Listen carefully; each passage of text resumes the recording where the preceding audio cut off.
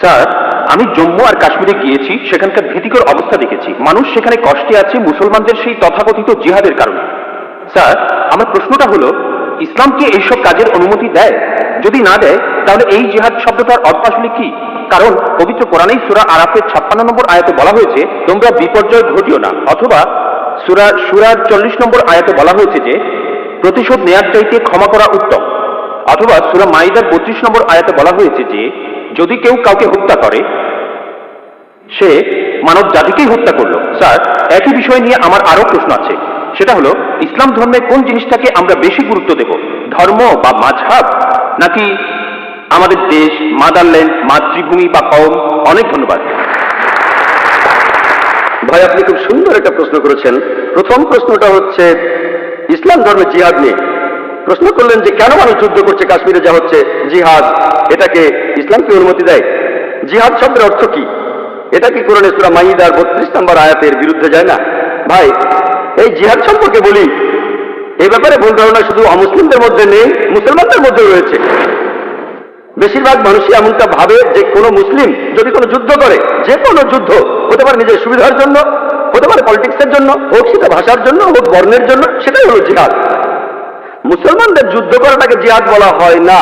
জিহাদ শব্দটা এসেছে আরবি শব্দ জাহাদা থেকে, তার মানে চেষ্টা করা, তার মানে পরিশ্রম করা। জিহাদ মানে সংগ্রাম, কোনো কিছুর জন্য চেষ্টা বা পরিশ্রম করা।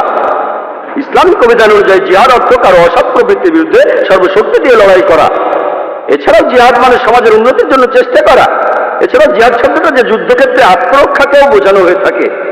জিহাদের অর্থ অন্যায় অত্যাচারের বিরুদ্ধে লড়াই করা। জিহাদের মূল অর্থ চেষ্টা বা পরিশ্রম করা। অনেক মানুষের ভুল ধারণা আছে যে জিহাদ মানে পবিত্র যুদ্ধ, তারা জিহাদের অনুবাদ করে পবিত্র যুদ্ধ। পবিত্র যুদ্ধ বলে যে আরবি শব্দটা আছে সেটা হারবুন মুকাদ্দাসা। যদি আপনারা কোরআন পড়েন, কোরআনের কোথাও পাবেন না, একটা আয়াতও নেই, অথবা নবীজি সাল্লাল্লাহু আলাইহি সাল্লামের সহিহ হাদিসেও কোনো জায়গায় হারবুন মুকাদ্দাসার কথা বলা নেই। এই শব্দটা কোরআন বা হাদিসে নেই। জিহাদ শব্দটার অনুবাদ কোনোভাবেই পবিত্র যুদ্ধ নয়। ঐতিহাসিকরা এই পবিত্র যুদ্ধ শব্দটা প্রথম ব্যবহার করেছিল খ্রিস্টানদের ক্রুসেডকে বোঝানোর জন্য, যারা খ্রিস্টান ধর্ম প্রচার করেছে আর হাজার হাজার মানুষ হত্যা করেছে। দুর্ভাগ্যজনকভাবে বেশিরভাগ লোক, এমনকি তথাকথিত মুসলমান পণ্ডিতগণ জিহাদের অনুবাদ করে পবিত্র যুদ্ধ, এটা ভুল অনুবাদ। জিহাদ শব্দটার অর্থ চেষ্টা বা পরিশ্রম করা। অনেক সময় এই চেষ্টাটা যুদ্ধক্ষেত্রে হতে পারে, সেই যুদ্ধটাও হবে আল্লাহ সুবহানাহু ওয়া তাআলার পথে, সেটা কিতাল ফি সাবিলিল্লাহ। একটা প্রশ্ন করা হয়, ইসলামে কেন যুদ্ধ আর হত্যার অনুমতি দেওয়া হয়েছে? ইসলামের অনেক সমালোচক আছেন যারা বলেন ইসলাম খুব নিষ্ঠুর একটা ধর্ম। ইসলাম সবসময় বলে অমুসলিম কাউকে দেখলে তাকে মেরে ফেলো। অনেকেই বলেন, ইন্ডিয়াতে এরকম একজন আছেন অরুণ সুরি, তিনি একটা বই লিখেছেন দ্য ওয়ার্ল্ড অফ ফতোয়া। তিনি সূরা তাওবার 5 নম্বর আয়াতের উদ্ধৃতি দিয়ে বলেছেন যে কোরআন বলছে কোন কাফিরদের যেখানেই পাবে, ব্র্যাকেটে হিন্দু, তাদেরকে হত্যা করবে। যদি আপনি পবিত্র কোরআনের সূরা তাওবার 5 নম্বর আয়াতটা দেখেন, সেখানে বলা হয়েছে কাফিরদের যেখানে পাবে হত্যা করবে। তবে এই উদ্ধৃতির প্রসঙ্গের কথা এখানে বলা নেই। যদি আপনারা এই আয়াতের আগের আয়াতগুলো পড়েন, সেখানে একটা শান্তি চুক্তির কথা বলা হয়েছে। মক্কার মুশরিকদের সাথে মুসলিমদের একটা শান্তি চুক্তি। পবিত্র কোরআনের সূরা তাওবার প্রথম 4টা আয়াতে মক্কার মুশরিকদের সাথে মুসলমানদের একটা শান্তি চুক্তির কথা বলা হয়েছে। আর মক্কার মুশরিকরা এই শান্তি চুক্তিটা ইচ্ছা করেই ভেঙেছিল। এরপর আল্লাহ তাআলা 5 নম্বর আয়াতটা নাজিল করলেন মুশরিকদের সম্পর্কে। সেই আয়াতে আল্লাহ মুসলিমদের বললেন, সবকিছু 4 মাসের মধ্যে ঠিক করে ফেলো, না হলে যুদ্ধ ঘোষণা করো। আর যুদ্ধক্ষেত্রে আল্লাহ বলেছেন, যখন শত্রুরা তোমাকে আক্রমণ করতে আসবে, তুমি শত্রুদের হত্যা করবে। এই আয়াতটা যুদ্ধক্ষেত্রের কথা বলছে। যখন শত্রুরা তোমাকে মারতে আসবে, ভয় না পেয়ে লড়াই করো। আজকের দিনে একজন আর্মি জেনারেল তার দলের সৈন্যদের মনোবল চাঙ্গা করার জন্য সেই জেনারেল বলবেন যে যখন শত্রুরা আসবে তাদের মেরে ফেলো। আর অরুণ সুরি 5 নম্বর আয়াতটা বলার পরে চলে গেছেন 7 নম্বর আয়াতে, কারণ 6 নম্বর আয়াতে উত্তরটা আছে। পবিত্র কোরআনের সূরা তাওবার 6 নম্বর আয়াতে উল্লেখ করা হয়েছে, যদি কোনো কাফির তোমার কাছে আশ্রয় প্রার্থনা করে, যদি তারা শান্তি চায়, তাহলে তোমরা তাদের নিরাপদ স্থানে পৌঁছে দেবে। শত্রু যদি আশ্রয় প্রার্থনা করে, তাদের নিরাপদ স্থানে পৌঁছে দাও। আজকের দিনের সবচেয়ে ভালো আর্মি জেনারেল খুব বেশি হলে তার সৈন্যদের বলবেন যে শত্রুদের চলে যেতে দাও। এখানে আল্লাহ বলছেন তাদের শুধু ছেড়ে দিও না, তাদের কোনো নিরাপদ স্থানে পৌঁছে দাও। যখনই কোরআনে যুদ্ধের প্রসঙ্গে কথা থাকে, আরেকটা হলো সূরা আনফালের 7 নম্বর আয়াতে উল্লেখ আছে, তোমাদের শক্তি ও অশ্ববাহিনী প্রস্তুত রাখো আর শত্রুদের আক্রমণ করো। পরের আয়াতে বলছে, কিন্তু শত্রুরা যদি সন্ধি করতে চায়, তুমিও সন্ধি করো। তাহলে যে আয়াতগুলোতে যুদ্ধের কথা বলা হয়েছে, তার পরের আয়াতে বলছে যদি তারা শান্তি চায়, শান্তি ভালো। এখন আরেকটা প্রশ্ন, সূরা মাইদার 32 নম্বর আয়াতে কি বলছে, বা সূরা নিসার 40 নম্বর আয়াতে কি বলছে, যে যদি কোনো মানুষকে হত্যা করা হয় তাহলে সে যেন পুরো মানুষ জাতিকে হত্যা করলো। এটাই হলো ইসলামের আসল কথা। যদি কেউ কোনো মানুষকে হত্যা করে, হোক সে মুসলিম বা অমুসলিম, যদি সেটা হত্যা বা ধ্বংসাত্মক কাজের অপরাধে না হয়, যদি দুর্নীতির অপরাধে না হয়, তাহলে সে যেন পুরো মানুষ জাতিকেই হত্যা করলো। আর কেউ যদি কোনো মানুষকে বাঁচায় তাহলে সে যেন পুরো মানুষ জাতিকে বাঁচালো। এখন আপনারা যদি ভগবত গীতা পড়েন, ভগবত গীতার 2য় অধ্যায়ের 50 অনুচ্ছেদে আছে, বলা হয়েছে শ্রীকৃষ্ণ এখানে অর্জুনকে জিহাদ করতে বলেছেন। চেষ্টা, যদি আপনারা পড়েন মহাভারত, মহাভারতের হাজার হাজার অনুচ্ছেদে যুদ্ধের কথা রয়েছে, হাজার হাজার অনুচ্ছেদে। পুরাণে যত যুদ্ধের কথা আছে তার চেয়ে অনেক বেশি। মহাভারত একটা ধর্মগ্রন্থ, আপনারা হয়তো জানেন। এখানে রাজ্য নিয়ে একটা যুদ্ধের গল্প রয়েছে পাণ্ডব আর কৌরবদের মধ্যে। পাণ্ডবদের 5 ভাই আর কৌরবদের 100 ভাই যুদ্ধ। আর ভগবত গীতা হলো মহাভারতের অংশ। 18টা অধ্যায় কৃষ্ণের কথা। প্রভু তিনি উপদেশ দিচ্ছেন অর্জুনকে। অর্জুন বলছে, এটা আছে ভগবত গীতার 1 নম্বর অধ্যায় 42 থেকে 46 অনুচ্ছেদে, আমি আমার আত্মীয়দের সাথে যুদ্ধ না করে নিরস্ত্র অবস্থায় এই যুদ্ধক্ষেত্রে মরে যাব। কিভাবে জ্ঞাতি ভাইদের সাথে যুদ্ধ করবো? কৌরবরা আমার জ্ঞাতি ভাই, যুদ্ধ না করে আমি বরং যুদ্ধক্ষেত্রে নিরস্ত্র অবস্থায় মরে যাব। ঠিক তখনই শ্রীকৃষ্ণ জানেন তিনি কি বলেছিলেন? 2য় অধ্যায় 2 আর 3 অনুচ্ছেদে আছে, তোমার মনে এমন অশুদ্ধ চিন্তা এলো কিভাবে? এটা একটা পাপ। তুমি এতটা দুর্বল হলে কিভাবে? তোমার হৃদয় দুর্বল হলো কিভাবে? শ্রীকৃষ্ণ নিজেই বলেছেন যে অর্জুনের চিন্তাটা ঠিক নয়, এটা অশুদ্ধ চিন্তা, এটা একটা পাপ। এটা করলে তুমি স্বর্গে যেতে পারবে না, তুমি বেহেশতে যেতে পারবে না। এরপরে ভগবত গীতার 2য় অধ্যায়ের 31 থেকে 33 অনুচ্ছেদে আছে, শ্রীকৃষ্ণ তিনি বলেছেন, তিনি অর্জুনকে বলেছেন যে ক্ষত্রিয়দের দায়িত্ব হলো যুদ্ধ করা। যদি যুদ্ধ না করো তাহলে স্বর্গে যেতে পারবে না। আর যুদ্ধ না করলে তুমি একটা পাপ করবে। যদি ভালো করে দেখেন ভগবত গীতায় শ্রীকৃষ্ণ বলছেন যে তোমাকে যুদ্ধ করতে হবে। চিন্তা করেন, আমি যদি ভগবত গীতার এই উদ্ধৃতি দিয়ে বলি যে শ্রীকৃষ্ণ বলছেন অর্জুনকে তোমার আত্মীয় স্বজনকে যুদ্ধ করে হত্যা করতে হবে, কোন প্রসঙ্গ ছাড়া উদ্ধৃতি দিলে সেটা হবে শয়তানি। আর প্রসঙ্গটা বললে শ্রীকৃষ্ণ অর্জুনকে বলছেন যদি তোমাকে লড়তে হয় মিথ্যার বিরুদ্ধে, সত্যের জন্য, তুমি যে কারো বিরুদ্ধে যুদ্ধ করো, এমনকি সে যদি আত্মীয় হয়। প্রসঙ্গটা বললে অনুচ্ছেদটা যুক্তি আছে। যখন ন্যায় বিচার জন্য যুদ্ধ করছেন, যদি সেটা আত্মীয় স্বজনের বিরুদ্ধে যায় তাতে কোনো সমস্যা নেই। ভগবত গীতার মহাভারতে এই কথাটাই বলা হয়েছে, সত্যের পক্ষে আর মিথ্যার বিরুদ্ধে যুদ্ধ। যখনই আমি কোনো হিন্দুকে মহাভারত আর গীতার কথা বলবো, সে তো এটা জানে। সে বলবে না, মহাভারত আর গীতায় সত্যের সাথে মিথ্যার যুদ্ধের কথা বলা হয়েছে। আর ঠিক এরকম কথা আছে পবিত্র কোরআনে। তাহলে মহাভারত আর গীতার উদ্ধৃতিগুলো শুনলে আপনি কোরআনকেও বুঝতে পারবেন। এছাড়াও অনেক লোক বলে ও কোরআনে জিহাদের কথা বলছে, আপনি জিহাদ করতে গিয়ে মারা গেলে বেহেশতে যাবেন। অনেকে আছেন, তাদের একজন অরুণ সুরি বলছেন, তিনি সহিহ বুখারী থেকে হাদিসের উদ্ধৃতিও দিয়েছেন। 4 নম্বর খণ্ড বুক অফ জিহাদ 2 নম্বর অধ্যায়ের 46 নম্বর হাদিস বলা হয়েছে, একজন মুজাহিদ হলো সেই লোক যে আল্লাহ সুবহানাহু ওয়া তাআলার পথে চেষ্টা করে আর আল্লাহ নিজেই তাদেরকে চেষ্টা করছে। এরপরে নবীজি বলেছেন যদি কোনো মুজাহিদ যুদ্ধক্ষেত্রে মারা যায় সে জান্নাতে যাবে, সে পরকালে বেহেশতে যাবে। কিন্তু যদি সে ফিরে আসে, মারা না যায়, সে ফিরে আসবে গনিমতের মাল নিয়ে। এই হাদিসটা আর কোরআনের বিভিন্ন আয়াতের কথা বলছেন ইসলামের সমালোচকরা। আমি ভাবি হিন্দু সমালোচকরা এই উদ্ধৃতিটা দেয় কিভাবে? তারা কি ভগবত গীতা পড়েনি? তারা কি মহাভারত পড়েনি? এমনকি শ্রীকৃষ্ণ তিনি ভগবত গীতায় বলেছেন 2য় অধ্যায়ের 37 অনুচ্ছেদে আছে, হে অর্জুন, হে কুন্তির পুত্র, যুদ্ধের প্রস্তুতি নাও। যদি যুদ্ধে মারাও যাও কোনো সমস্যা নেই, তুমি স্বর্গে চলে যাবে। আর যদি তুমি জয়লাভ করে ফিরে আসো তাহলে তুমি এই পৃথিবীর ধন সম্পদগুলো পাবে। হাদিসে একই কথা আছে। তাহলে কৃষ্ণ যখন অর্জুনকে বলছে যুদ্ধ করো, সমস্যা নেই, যদি মারা যাও স্বর্গে চলে যাবে, যদি যুদ্ধে জিতে ফিরে আসো তুমি অনেক ধন সম্পদ পাবে। সহিহ বুখারীও একই কথা বলছে, কোরআনেও একই কথা আছে। তাহলে ধর্মগ্রন্থগুলো পড়লে আমরা একে অন্যকে ভালোভাবে বুঝতে পারবো। তাহলে ইসলামে যুদ্ধের অনুমতি আছে শেষ উপায় হিসেবে, আত্মরক্ষার জন্য আর অত্যাচারের বিরুদ্ধে, না হলে নয়। আর জিহাদ অর্থ চেষ্টা বা পরিশ্রম করা।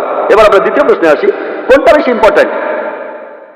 এখানে বেশি ইম্পর্টেন্ট কি দেশের আইন কানুন মেনে চলা নাকি মজাব বা দিনকে মানা? যেন আমাকে প্রশ্ন করছেন আমার উপর কার দাবি আগে, আমার বাবার দাবি আগে না মায়ের দাবি আগে? ভাই, এর আইন আর ধর্মের আইন মানার ব্যাপারে একটা কথা বলি, আল্লাহকে মানার ব্যাপারে বলি। মহান ঈশ্বর আমাদের সৃষ্টিকর্তা, তিনি আমাদের চাইতে অনেক উপরে। ঈশ্বরের আইন মেনে চলাটা আমাদের কাছে সবচেয়ে ইম্পর্টেন্ট, অন্য যে কোনো আইনের চাইতে। সে আইনকে যেই লিখুক না কেন, যেই লিখুক না কেন। তবে আমি একজন ইন্ডিয়ান, আমি জানি যে ইন্ডিয়ার সংবিধানে এমন কোন আইন নেই যেটা ইন্ডিয়ার কোনো মুসলমানকে তার ধর্ম পালন করতে বাধা দেয়। কোনো বাধা নেই। সত্যি বলতে ইন্ডিয়া এমন একটি দেশ যার সংবিধানে লেখা আছে যে ইন্ডিয়ার নাগরিক তাদের জন্য এটা জন্মগত অধিকার যে তারা তাদের ধর্ম পালন করতে পারবে। আমি সে কাজই করছি। ইন্ডিয়ায় এমন একটা আইনও নেই যেটা আমাকে আমার ফরজ পালনে বাধা দেয়। আর আমাকে দিয়ে হারাম কাজ করাতে বাধ্য করে। এমন কোন আইন নেই। আমি 5 ওয়াক্ত নামাজ পড়তে চাইলে পড়বো, না পড়তে চাইলে পড়বো না। ইন্ডিয়ার সংবিধানে এমন একটা আইনও নেই যেটা আমাকে ভালো মুসলিম হতে বাধা দেয়।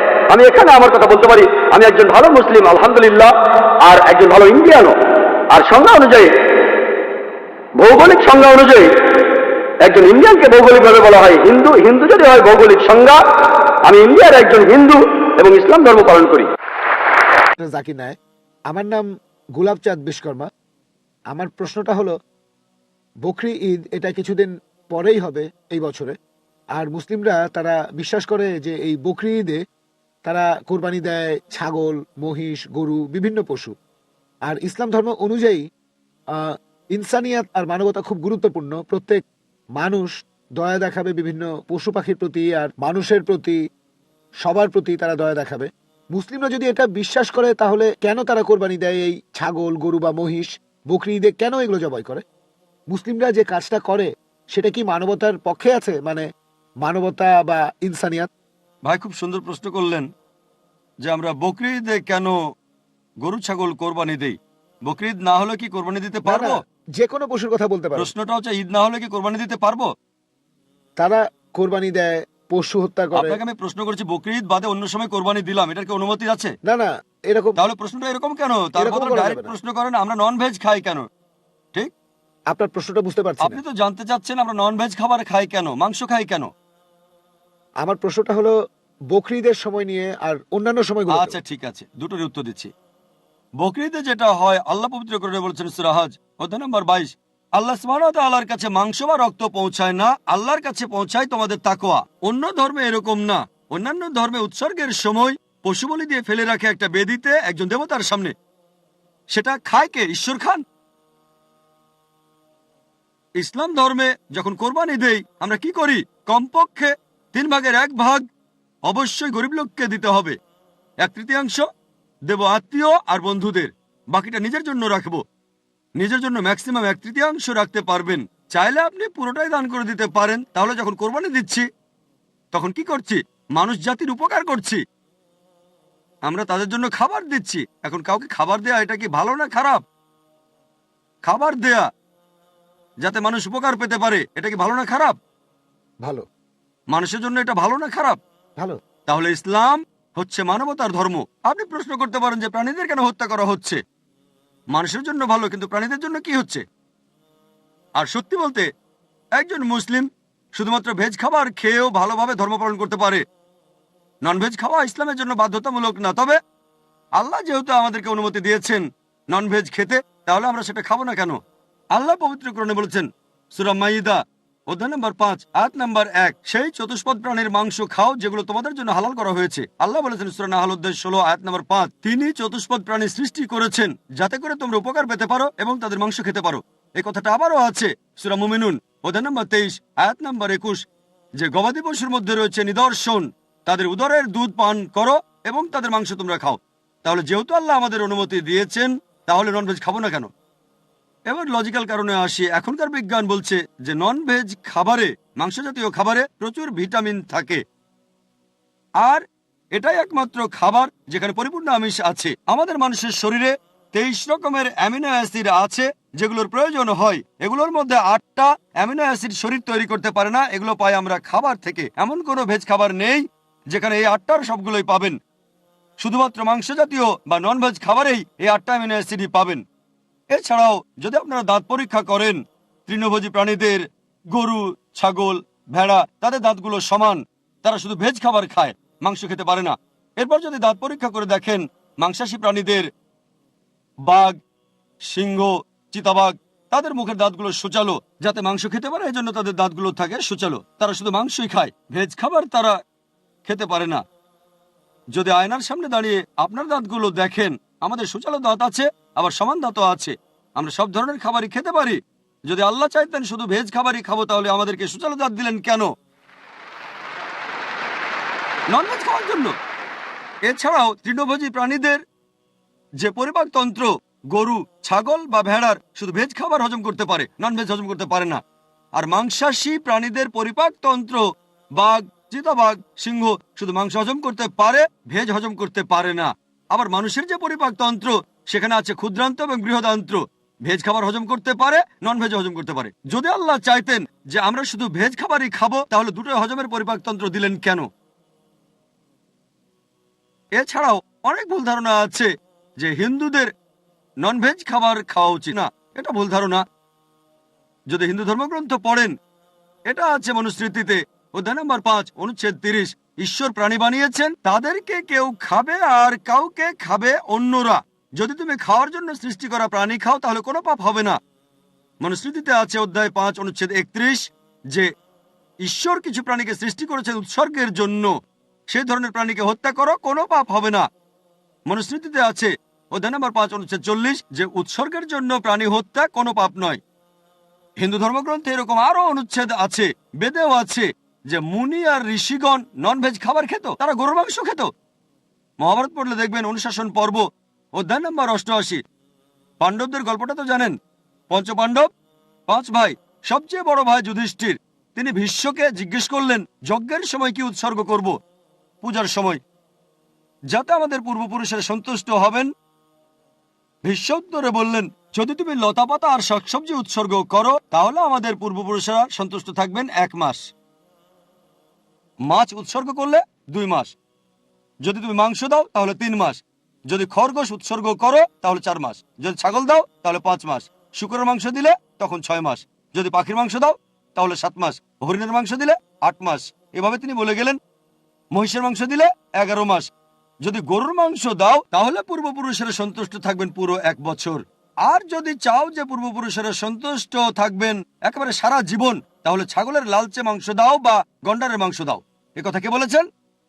ভীষ্ম যুধিষ্ঠিরকে। পুরো তালিকা দেওয়া আছে, শাকসবজি, মাছ, খরগোশ, ছাগল, সবকিছু আছে, মহিষ, গরু। তাহলে হিন্দু ধর্মগ্রন্থ বলছে নন ভেজ খাওয়ার অনুমতি আছে। হিন্দুরা এখন এগুলো মানে কারণ তাদেরকে প্রভাবিত করছে অন্যান্য ফিলোসফি, যেমন অহিংসা। এখন হিন্দুরাও এটা পালন করে। আর যারা এই অহিংসা নীতি মেনে চলে যে নন ভায়োলেন্স, জীবিত প্রাণীকে হত্যা করা যাবে না, যদি একজন মানুষ কোন রকম প্রাণী হত্যা না করে টিকে থাকতে পারে, আমি সেটার পক্ষে আছি। এখন তারা বলে প্রাণী হত্যা করা এটা খুব বড় পাপ, কারণ এটা হচ্ছে জীবন, জীব হত্যা করা নিষিদ্ধ। এখন বিজ্ঞান উন্নত হয়েছে আর আমরা জানতে পেরেছি যে গাছপালারও জীবন আছে। তাহলে ভেজ খাবার খেলেও তো জীব হত্যা করছেন। তখন যুক্তি বদলায়, ঠিক আছে আমরা মানছি যে গাছপালারও জীবন আছে, তবে ব্যথা অনুভব করতে পারে না। তাহলে একটা গাছকে হত্যা করা প্রাণী হত্যার চেয়ে কম গুরুতর পাপ। আচ্ছা, তর্কের খাতিরে মানলাম, কিন্তু এখন বিজ্ঞান বলছে আমরা মানুষরা যে শব্দ শুনতে পাই তার কম্পনাঙ্ক 20 সাইকেল পার সেকেন্ড থেকে 20,000 সাইকেল পার সেকেন্ড, এর নিচে বা উপরে হলে আমরা শুনতে পাই না। বর্তমানের বিজ্ঞান বলে যে গাছপালা কান্নাকাটিও করে, কিন্তু সেটা মানুষ শুনতে পায় না। আমেরিকার এক কৃষক একটা যন্ত্র বানিয়েছেন যেটা দিয়ে গাছের কান্না মানুষ শুনতে পাবে আর জানতে পারবে কখন গাছের পানি লাগবে। তখন হয়তো বলবেন আচ্ছা ঠিক আছে, মানলাম যে গাছপালা যন্ত্রণা অনুভব করতে পারে, তবে এদের 2 বা 3টা ইন্দ্রিয় কম আছে, তাই গাছপালা হত্যা করা কম গুরুতর পাপ পশু পাখি হত্যার চেয়ে তাদের ইন্দ্রিয় 5টা। আচ্ছা, তর্কের খাতিরে এটাও মানলাম যে গাছপালা 2টো ইন্দ্রিয় কম থাকে পশু পাখির চেয়ে। আপনাদের একটা প্রশ্ন করি, যে ধরেন আপনার ভাই, আল্লাহ না করুন, ধরেন সে জন্মালো বোবা আর কালা হয়ে, আর বড় হওয়ার পরে তাকে কেউ মেরে ফেললো, তখন কি জজের কাছে গিয়ে বলবেন মাই লর্ড এই খুনিকে কম শাস্তি দেন কারণ আমার ভাই ছিল বোবা আর কালা? এভাবে বলবেন? আপনি জজকে বলবেন তাকে বড় শাস্তি দেন, আমার ভাই ছিল মাসুম, সে শুনতো না, বলতে পারতো না। তাই ইসলাম ধর্মে এমন না যে 2টো ইন্দ্রিয় কম বা 2টো বেশি। আল্লাহ পবিত্র কোরআনে বলেছেন সূরা বাকারা অধ্যায় 2 আয়াত 168, তোমরা বৈধ আর পবিত্র খাদ্যবস্তু থেকে আহার করো, যেটা ভালো পবিত্র সেটা খেতে পারেন।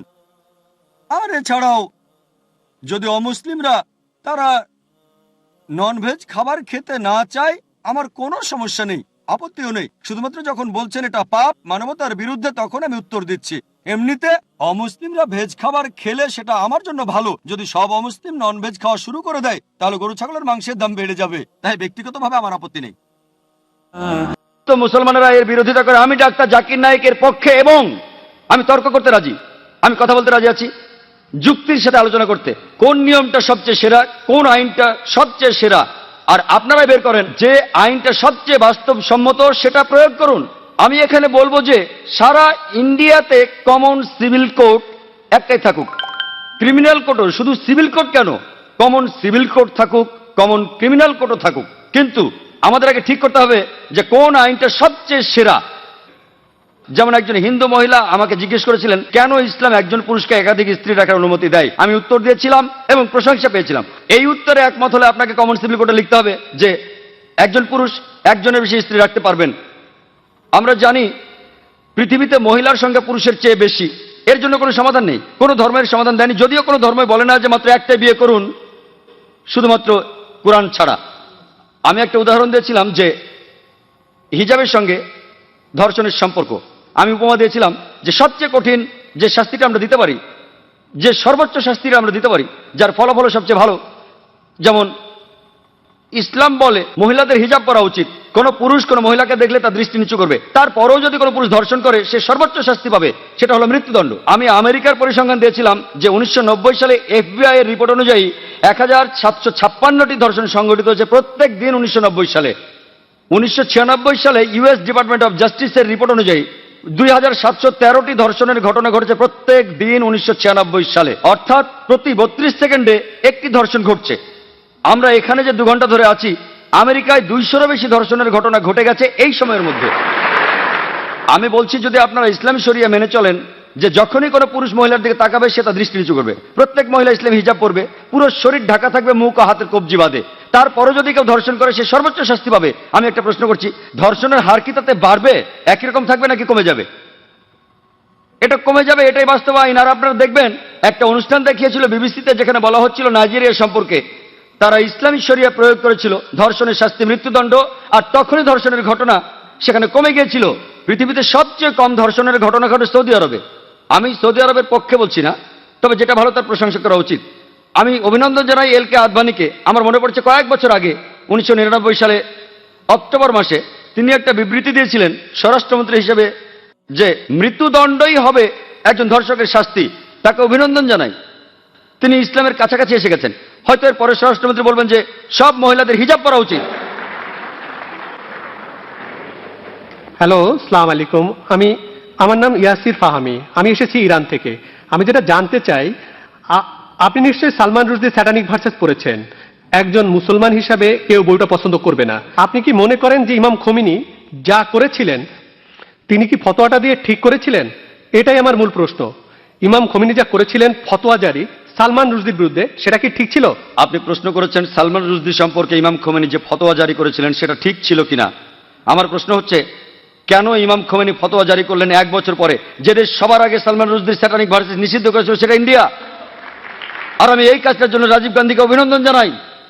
কেন ইমাম খোমেনি সালমান রুশদিকে হত্যা করার ফতোয়া দিলেন 1 বছর পরে? কারণ তাকে নিয়ে কোনো খবর হচ্ছিল না। সবই রাজনীতি, রাজনীতির খেলা। আপনি যদি ফতোয়া দিতে চান আপনি সেটা দেবেন। বইটি পৃথিবীর বিভিন্ন দেশে সমালোচিত হয়েছে, অনেক দেশ নিষিদ্ধ করেছে, আর তিনি ফতোয়া দিলেন তাকে হত্যা করতে হবে। ঠিক না ঠিক সেটা পরের কথা। এটাই হচ্ছে রাজনীতির খেলা, রাজনৈতিক সুবিধা, এইসবই রাজনীতির খেলা। কিন্তু রাজীব গান্ধী যা করেছিলেন হয়তো তিনি এটা জানতেন না। আমি আগেও এই স্যাটানিক ভার্সেস নিয়ে কথা বলেছি, যদিও বইটা ইন্ডিয়াতে নিষিদ্ধ, আমি বইটা পড়েছি। হয়তো জানেন সালমান রুশদি বলে যে সে মুসলমান ছিল, সে কাউকেই বাদ দেয়নি। তার বইতে সে রানী এলিজাবেথকে ছোট করেছে। আর সেই একই ব্রিটিশ সরকার এক আমেরিকান লেখকের বই নিষিদ্ধ করেছে অশ্লীল শব্দ ব্যবহারের জন্য, father, uncle, cousin, king, Margaret থ্যাচারকে উদ্দেশ্য করে। আর এই সালমান রুশদি শব্দটাকে আরো ভয়াবহ করলো আইএনজি যোগ করে। তারপরেও বইটা খুব জনপ্রিয়। তাহলে একজন আমেরিকান লেখক, তার বইটা নিষিদ্ধ হলো 4টা অক্ষর থ্যাচারকে বলার জন্য, আর এই লোক সালমান রুশদি সেটাকে ভয়াবহ করলো আইএনজি দিয়ে, সেই একই মার্গারেট থ্যাচারকে উদ্দেশ্য করে। কিন্তু সে পেল পুরস্কার কেন? কারণ সে ইসলামের নিন্দা করেছে। এতে তারা খুব খুশি। আর আপনি কি জানেন সে বাদ দেয়নি রাম সীতাকেও? এদেরকে শ্রদ্ধা করে বেশিরভাগ ইন্ডিয়ান, তাদেরকেও ছোট করেছে। আমি শব্দটা আর বলতে চাই না, সে তাদেরকেও ছোট করেছে, তাদেরকেও ছাড়েনি। আর অনেক লোকই সেটা সমর্থন করে। তাই রাজীব গান্ধী সম্ভবত জানতেন না, কিন্তু পরে তিনি বইটা পড়ে বুঝতে পেরেছেন যে কাউকেই সেখানে বাদ দেওয়া হয়নি। তাহলে কেউ যদি সবসময় নিন্দা করে, পবিত্র কোরআনের সূরা মায়দার 33 নম্বর আয়াতে উল্লেখ আছে যে যদি কোনো ব্যক্তি আল্লাহর বিরুদ্ধে যুদ্ধ করে আর তার নবীর বিরুদ্ধে, অনেকগুলো পদ্ধতি আছে। একটা হচ্ছে তাকে মৃত্যুদণ্ড দিন, ক্রুশবিদ্ধ করুন, বিপরীত দিক থেকে হাত পা কেটে ফেলুন অথবা দেশ থেকে বহিষ্কার করে দিন। আর এই আইন শুধু কোরআনে নয়, এটা বাইবেলেও আছে। যদি আপনি বুক অফ লেভিটিকাস পড়েন, সেখানে আছে যদি কেউ ধর্মের বিরুদ্ধাচরণ করে তাকে পাথর নিক্ষেপ করে হত্যা করো। এমনকি একজন পথিকও তাকে পাথর নিক্ষেপ করতে পারে যে ধর্মের বিরোধিতা করে। তাহলে এই আইন সব ধর্মগ্রন্থে আছে, শুধুমাত্র ইসলামে নয়, বেশিরভাগ ধর্মগ্রন্থেই এ কথা আছে। হতে পারে খ্রিস্টান ধর্ম, হতে পারে ইসলাম ধর্ম, হতে পারে ইহুদি ধর্ম। স্রষ্টার বিরোধিতা যদি নিশ্চিতভাবে ঈশ্বরের বিরোধিতা করা হয়, অন্য কোনো দেশের সীমা নাই। আমরা এখান থেকে ফতোয়া দিতে পারি না যে তাকে হত্যা করা হবে ইত্যাদি। যদি সেই দেশে ইসলামের আইন থাকে, কেউ স্রষ্টার বিরোধিতা করলে তার জন্য নির্দিষ্ট আইন এবং কিছু নিয়ম কানুন আছে। কিন্তু রাজনীতিবিদরা যা করেন, মুসলমান রাজনীতিবিদ হোক অথবা অমুসলমান রাজনীতিবিদ হোক, আমি দুঃখিত, আমি কোনো রাজনীতিবিদকে ছোট করতে চাচ্ছি না, সবাই না হলো আমি বলবো বেশিরভাগ, আপনি দেখবেন তারা নিজেদের সুবিধার জন্য আপোষ করছে। আর ঠিক এই কারণেই বলা হয়ে থাকে যে ধর্ম আর রাজনীতি দুটো আলাদা জিনিস, কিন্তু তারা ধর্মকে ব্যবহার করে হাতিয়ার হিসেবে খ্যাতি অর্জনের জন্য। মানুষ এই কাজটাই করে। আমাদের বোঝা উচিত যে ফতোয়া দিয়েছিলেন খোমেনি, আমার মতে এটা রাজনৈতিক ফায়দা লোটারি কৌশল। কিন্তু বইটা নিষিদ্ধ করেছিলেন রাজীব গান্ধী, সেটা ঠিক ছিল। তিনি নিষিদ্ধ করেছিলেন প্রথম, আর এখন এই নিষেধাজ্ঞা তুলে নেওয়া হচ্ছে। আমি জানি না এই নিষেধাজ্ঞা আছে না তুলে নিয়েছে। এই নিষেধাজ্ঞা তুলে নেওয়ার জন্য দাবি এসেছিল। তবে কেউ যদি স্রষ্টার বিরোধিতা করে, ইসলাম বলে, খ্রিস্টান ধর্ম বলে, খ্রিস্টান ধর্মে তাকে পাথর মেরে হত্যা করতে হবে। ইসলাম ধর্মে 4টা পথ আছে, হত্যা থেকে বহিষ্কার পর্যন্ত। খ্রিস্টান ধর্মে একটাই পথ, শুধুমাত্র পাথর মেরে হত্যা করা। ইসলামের 4টা পথ আছে, বেছে নিতে পারেন। খ্রিস্টান ধর্মে শুধুই পাথর মেরে হত্যা করা। আশা করি আপনি উত্তরটা পেয়েছেন। গুড ইভিনিং স্যার, আমি টি অনুরাগনী, একজন আইনের ছাত্রী। আমার ধারণা সন্ত্রাসবাদ বন্ধ করা যায়, নিদিম পক্ষে কমানো যায় যদি মানুষকে সহিষ্ণুতা শেখানো যায়। ইসলাম কি সহিষ্ণুতা সম্পর্কে কোনো উপদেশ দেয়? আর যদি দিয়ে থাকে, যাদের উপর ইসলাম ধর্মে এই দায়িত্বগুলো রয়েছে, মানে আমার মনে হয় ইসলাম ধর্মে, আমি আসলে শব্দগুলির সাথে পরিচিত না। হিন্দু ধর্মে যেমন গুরু আছেন, তেমনি ইসলাম ধর্মে যারা উপদেশ দেন অন্য মুসলমানদের, তো সেসব ক্ষেত্রে তারা কি সহনশীলতা সম্পর্কে কোনো শিক্ষা দেন? বোন, আপনি সুন্দর একটা প্রশ্ন করেছেন। ঠিকই বলেছেন যে সন্ত্রাস কমানো যায় সহনশীলতা চর্চার মাধ্যমে। ইসলাম সহনশীলতা শেখায় কিনা, ইসলামের ধর্মীয় নেতারা তারা সহনশীলতা শিক্ষা দেন কিনা? বোন, আমি আগে বলেছি, বেশ দ্রুতই বলেছিলাম, আমি এটার উপরে খুব একটা গুরুত্ব দেইনি। অনেকগুলো শর্তের একটা, যে কোনো মানুষের জন্য জান্নাতে যেতে হলে, বেহেশতে যেতে হলে, স্বর্গে যেতে হলে, সেটা হলো সহনশীলতা। পবিত্র কোরআনে সূরা আল আসরের 1 থেকে 3 নম্বর আয়াতে বলা হয়েছে যে ওয়াল আসর ইন্নাল ইনসানা লাফি খুসর ইল্লাল্লাযিনা আমানু ওয়া আমিলুস সলিহাতি ওয়া তাওয়াসাউ বিল হাক্কি ওয়া তাওয়াসাউ বিস সাবর। মহাকালের শপথ, মানুষ অবশ্যই ক্ষতিগ্রস্ত, কিন্তু উহারা নহে যাহারা ঈমান আনে ও সৎকর্ম করে এবং পরস্পরকে সত্যের উপদেশ দেয়, এটাকে বলে দাওয়া। আর সহনশীলতা ও ধৈর্যের উপদেশ দেয়। সহনশীলতা হলো জান্নাতে যাওয়ার অন্যতম একটি শর্ত। যদি আপনি সহনশীল না হন, সূরা আসর অনুযায়ী আপনি বেহেশতে যেতে পারবেন না। শুধু সহনশীল হলেই চলবে না, অন্য মানুষকেও সহনশীলতার পথে আনতে হবে। তবে সহনশীলতা শব্দটার অনেক রকম অর্থ করা যায়, আর বিশেষজ্ঞরা বলবেন সহনশীলতারও একটা সীমা আছে। সহনশীলতা বলতে কি বোঝেন? ভালো, কেউ যদি আপনার সাথে অন্যায় কিছু করে, আপনি প্রতিশোধ নিলেন না, খুব ভালো, কতদিন করবেন? তাই সহনশীলতারও একটা সীমা আছে। আর ইসলাম ধর্মে জালিম সেই লোক যার কাজ হলো জুলুম করা। অর্থাৎ আপনি বলতে পারেন যে ক্ষতি করে সবার। জালিম রয়েছে 2 প্রকার। এক প্রকার সে ক্ষতি করে অন্য মানুষের, আরেক প্রকার সে ক্ষতি করে নিজের। 2 প্রকার জালিম রয়েছে। 2 জনকে বলা হয় জালিম। একজন জুলুম করে অন্যের উপর, আরেকজন করে জুলুম নিজের উপর। আমাদের প্রিয় নবী সাল্লাল্লাহু আলাইহি সাল্লাম বলেছেন, এর উল্লেখ আছে সহিহ মুসলিম হাদিসে, যদি তোমার চোখের সামনে অন্যায় কিছু ঘটে, যদি তুমি পারো সেটা বন্ধ করো তোমার হাত দিয়ে। যদি হাত দিয়ে বন্ধ করতে না পারো, বন্ধ করো তোমার মুখ দিয়ে, তোমার জিহ্বা দিয়ে।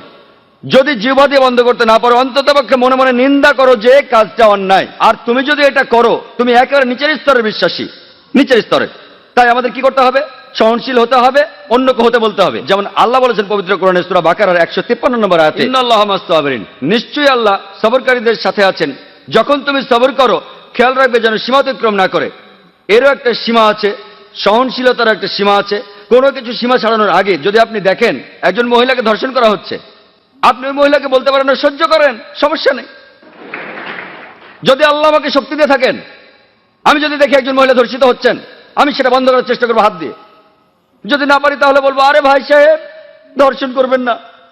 মুম্বাইয়ের একটা খবর, একটা বাচ্চা মেয়ে 13 বছরের একটা বাচ্চা মেয়ে, তাকে ধর্ষণ করেছে এক লোক। সেখানে 5 জন যাত্রী ছিল, তাদের মধ্যে একজন আপত্তি তুলল, সবাই বাধা দিয়েছিল। আরে 5 জন লোক একটা মাতালকে আটকে দিতে পারতো, পার মাতাল, কিন্তু তারা কিছুই করেনি। মানবতার আজ হয়েছেটা কি? মানুষ আজ কোথায় গিয়ে দাঁড়িয়েছে? 5 জন জোয়ান লোক সামলাতে পারে না একজন মাতালকে, যে মেয়েটাকে ধর্ষণ করছে। এটা কি সহনশীলতা? আমি বলবো কাপুরুষতা।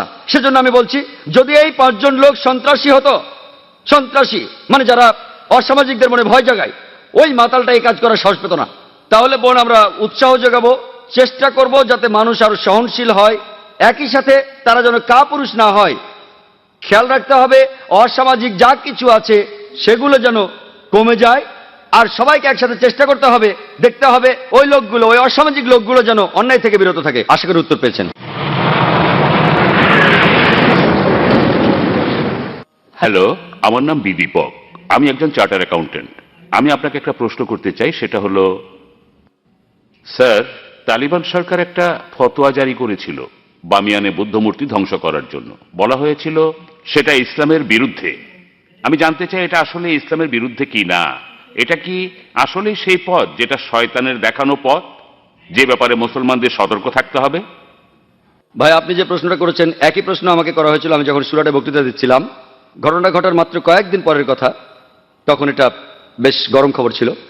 তালেবানরা ধ্বংস করছিল সেই সময় বামিয়ানের বুদ্ধ মূর্তিগুলো। ভাই আমাকে প্রশ্ন করেছেন যে এটা কি ইসলামের বিরুদ্ধে ইত্যাদি। একই প্রশ্ন আমাকে একজন অমুসলিম জিজ্ঞাসা করেছিল সুরাটে, যে কাজটা ঠিক না ভুল। আর তখন কিছু পরস্পর বিরোধী খবর শোনা গিয়েছিল, আসলে তারা মূর্তিগুলো ধ্বংস করেছে কিনা।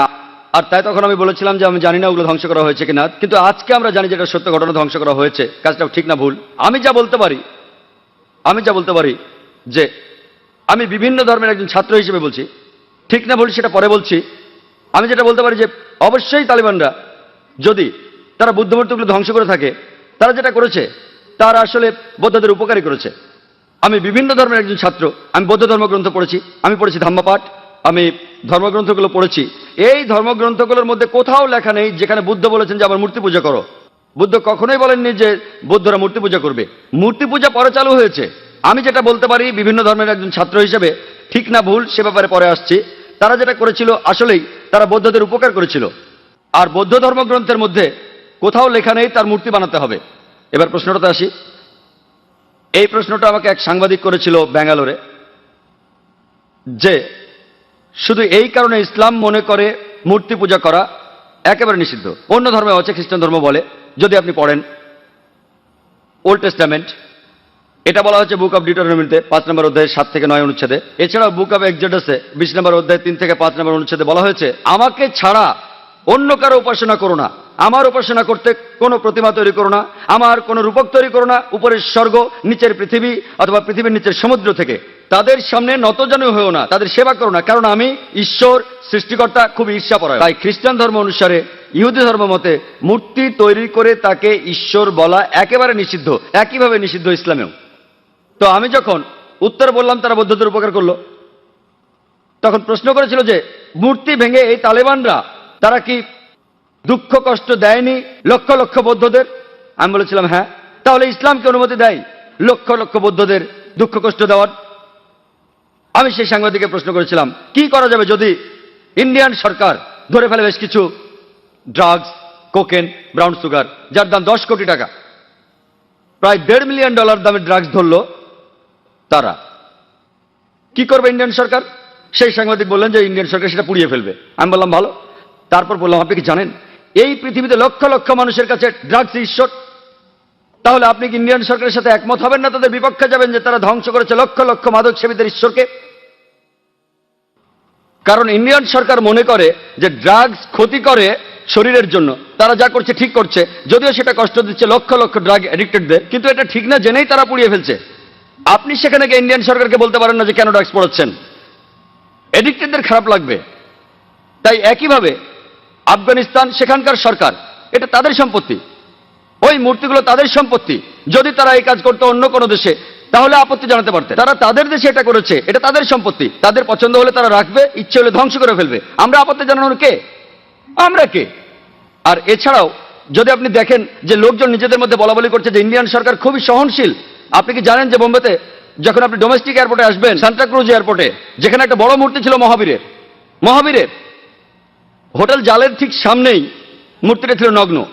তারপর লোকজন আপত্তি জানালো, তখন মূর্তিটার সামনে একটা দেয়াল তুলে দেওয়া হলো। তারপর কয়েক মাস পরে তারা সরিয়ে ফেললো মূর্তিটা। এই একই লোকগুলি যারা আপত্তি জানালো মূর্তির ব্যাপারে, সেই লোকগুলো নিন্দা জানাচ্ছে আফগানিস্তানকে। কেন?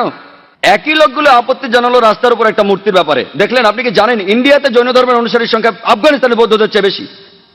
তাই যখন বোম্বের সরকার সেই মূর্তিটাকে সরিয়ে ফেললো, যাকে মনে করা হয় ঈশ্বর, যাকে মনে করেন তীর্থঙ্কর জৈনরা, আর জৈন ধর্মের অনুসারীর সংখ্যা ইন্ডিয়াতে যারা আছে আফগানিস্তানের বৌদ্ধদের চেয়ে বেশি, সেই সময় কি আপত্তি তোলেনি? আর যখন আফগানিস্তান সরকার এটা করছে তখন আপনি আপত্তি জানাচ্ছেন কেন? এই দুই মুখ নীতি। কারণটা হচ্ছে ওয়ার্ল্ড ব্যাংক। জৈনরা কি দুঃখ পায়নি যখন জৈনরা একটা মূর্তি রাখলো মহাবীরের, যাকে তারা মনে করে তীর্থঙ্কর? আপনি কেন আপত্তি জানাবেন? ঠিক তখনই সবাই বলে উঠলো যে সরাতে হবে মূর্তিটা, সরাতে হবে মূর্তিটা। আর সেই লোকগুলোই আপত্তি আর নিন্দা জানাচ্ছে, কেন তোমরা ধ্বংস করলে বামিয়ানদের বুদ্ধ মূর্তিগুলো? দুমুখনীতি। আর তাই আমাদের মানুষ হিসাবে নেওয়া উচিত একমুখনীতি। এক একবার এক এক রূপ ধারণ করা, এই নিয়ম ভালো না। আমি যেটা মনে করি এটা তাদের সম্পত্তি। ধরেন একজন অমুসলিম একটা বাড়ি কিনলো, সেই ঘরের মধ্যে খোদাই করা আছে কাবা শরীফ। ধরেন কাবা শরীফ, যদি সেই অমুসলিম কাবা শরীফ পছন্দ না করে আর সেটা ঢেকে ফেলে, কে আপত্তি জানাবে? যদি কেউ, আর বিশ্বাস করেন, যদি কোনো মুসলমান যদি সে তৈরি করে কোন মূর্তি মোহাম্মদ সাল্লাল্লাহু আলাইহি ওয়াসাল্লামের, আপনি যদি সেই মূর্তি ধ্বংস করেন, সারা বিশ্বের মুসলমান যদি আপনার বিপক্ষে থাকে, আমি ডাক্তার জাকির নায়েক আপনার পক্ষে থাকবো। কারণ মোহাম্মদ সাল্লাল্লাহু আলাইহি ওয়াসাল্লামের মূর্তি তৈরি করা সম্পূর্ণ নিষেধ। যদি কোনো মুসলমান পাগল মোহাম্মদ সাল্লাল্লাহু আলাইহি ওয়াসাল্লামের মূর্তি তৈরি করে এবং তার পুজো করে, আর আপনি একজন অমুসলিম যিনি ইসলাম সম্পর্কে জানেন, আপনি যদি সেই মূর্তি ধ্বংস করেন, যদি সারা বিশ্বের মুসলমান আপনার বিপক্ষে থাকে, আমি ডাক্তার জাকির নায়েক আপনার পক্ষে থাকবো। মিস্টার জাকির নায়েক, ইসলাম ধর্ম কি বলে অন্য ধর্ম বা ধর্মীয় দেবতাদের অপমান বা ছোট করার ব্যাপারে? আমি এই প্রশ্নটা যে কারণে করেছি যে যখন একজন ইন্ডিয়ান চিত্রশিল্পী, যিনি একজন মুসলমান, তিনি এঁকেছেন হিন্দু দেবী সরস্বতীকে নগ্ন অবস্থায়, যেখানে সবাই প্রশংসা করেছিল যে এটা মত প্রকাশের স্বাধীনতা। আর প্রত্যেক ইন্ডিয়ান এবং সমর্থকই, যখন সালমান রুশদি একটা বই লিখেছিল ইসলাম সম্পর্কে, যখন বইটা রাজীব গান্ধী নিষিদ্ধ করলেন, প্রায় প্রত্যেক ইন্ডিয়ানই সেটা সমর্থন করেছিল। কিন্তু যখন হুসেন আঁকলেন একজন হিন্দু দেবীকে নগ্নভাবে, ইন্ডিয়ার রাজনৈতিক দলগুলো, বিশেষ করে কমিউনিস্ট দলগুলো, তারা বলেছিল যে এটা মত প্রকাশের স্বাধীনতা, তিনি যা খুশি আঁকতে পারেন। এখন ইসলাম এই সম্পর্কে কি বলে? অন্য ধর্মের দেবতাদের অপমান করা সম্পর্কে? ভাই, আপনি যে মুসলমান শিল্পীর কথা বলেছেন, তিনি এফ এম হোসেন, নাম বলেননি, হয়তো জানেন না বা জেনেও বলতে চাননি। এফ এম হোসেন বোম্বেতে থাকেন, আমিও শহর থেকে এসেছি। তিনি কিছু ছবি এঁকেছেন সরস্বতী দেবীর নগ্নভাবে, আর অনেক সাংবাদিকই তাকে সমর্থন করেছেন যে এটা মত প্রকাশের স্বাধীনতা। আপনি আমার মতামত জানতে চান? প্রথম কথা, কোনো মহিলা দেবী হোক বা না হোক, তার নগ্ন ছবি আঁকা ইসলামে সম্পূর্ণ হারাম, হোক সে মুসলিম বা অমুসলিম। এটা একেবারে অনৈতিক, অমানবিক। কেন আপনি আপনার মেয়েকে বিক্রি করবেন? কেন আপনি পিছিয়ে যাবেন? দেখেন পশ্চিমা কালচারে কি হচ্ছে। তারা বিক্রি করছে আমাদের বোনদের, বিক্রি করছে মায়েদের। একটা বিখ্যাত অ্যাডের নাম শুনেছিলাম, বিএমডাব্লিউ গাড়ির নাম শুনেছেন? এটা অনেকটা মার্সিডিজের মতো, ধনী লোকদের জন্য মার্সিডিজ খুব দামি একটা গাড়ি। সেই বিজ্ঞাপনে আমি দুঃখের সাথে বলছি, আমি শুনেছিলাম যে এক মহিলা বিকিনি পরে দাঁড়িয়ে আছে, গাড়ির সামনে উপরে লেখা আছে তাকে পরীক্ষামূলকভাবে চালানো শুরু করো এখনই। কাকে? গাড়ি না মেয়েটাকে? গাড়ির সামনে ওই মেয়েটার কি প্রয়োজন ছিল? তাহলে এই সব কিছুই মত প্রকাশের স্বাধীনতার নামে মেয়েদের অপমান করা। এফ এম হোসেন যা করেছেন সেটা সম্পূর্ণ ভুল। মূল প্রশ্নতে আসি, আপনি কি সমালোচনা করতে পারেন অন্যান্য ধর্মের দেবতাদের?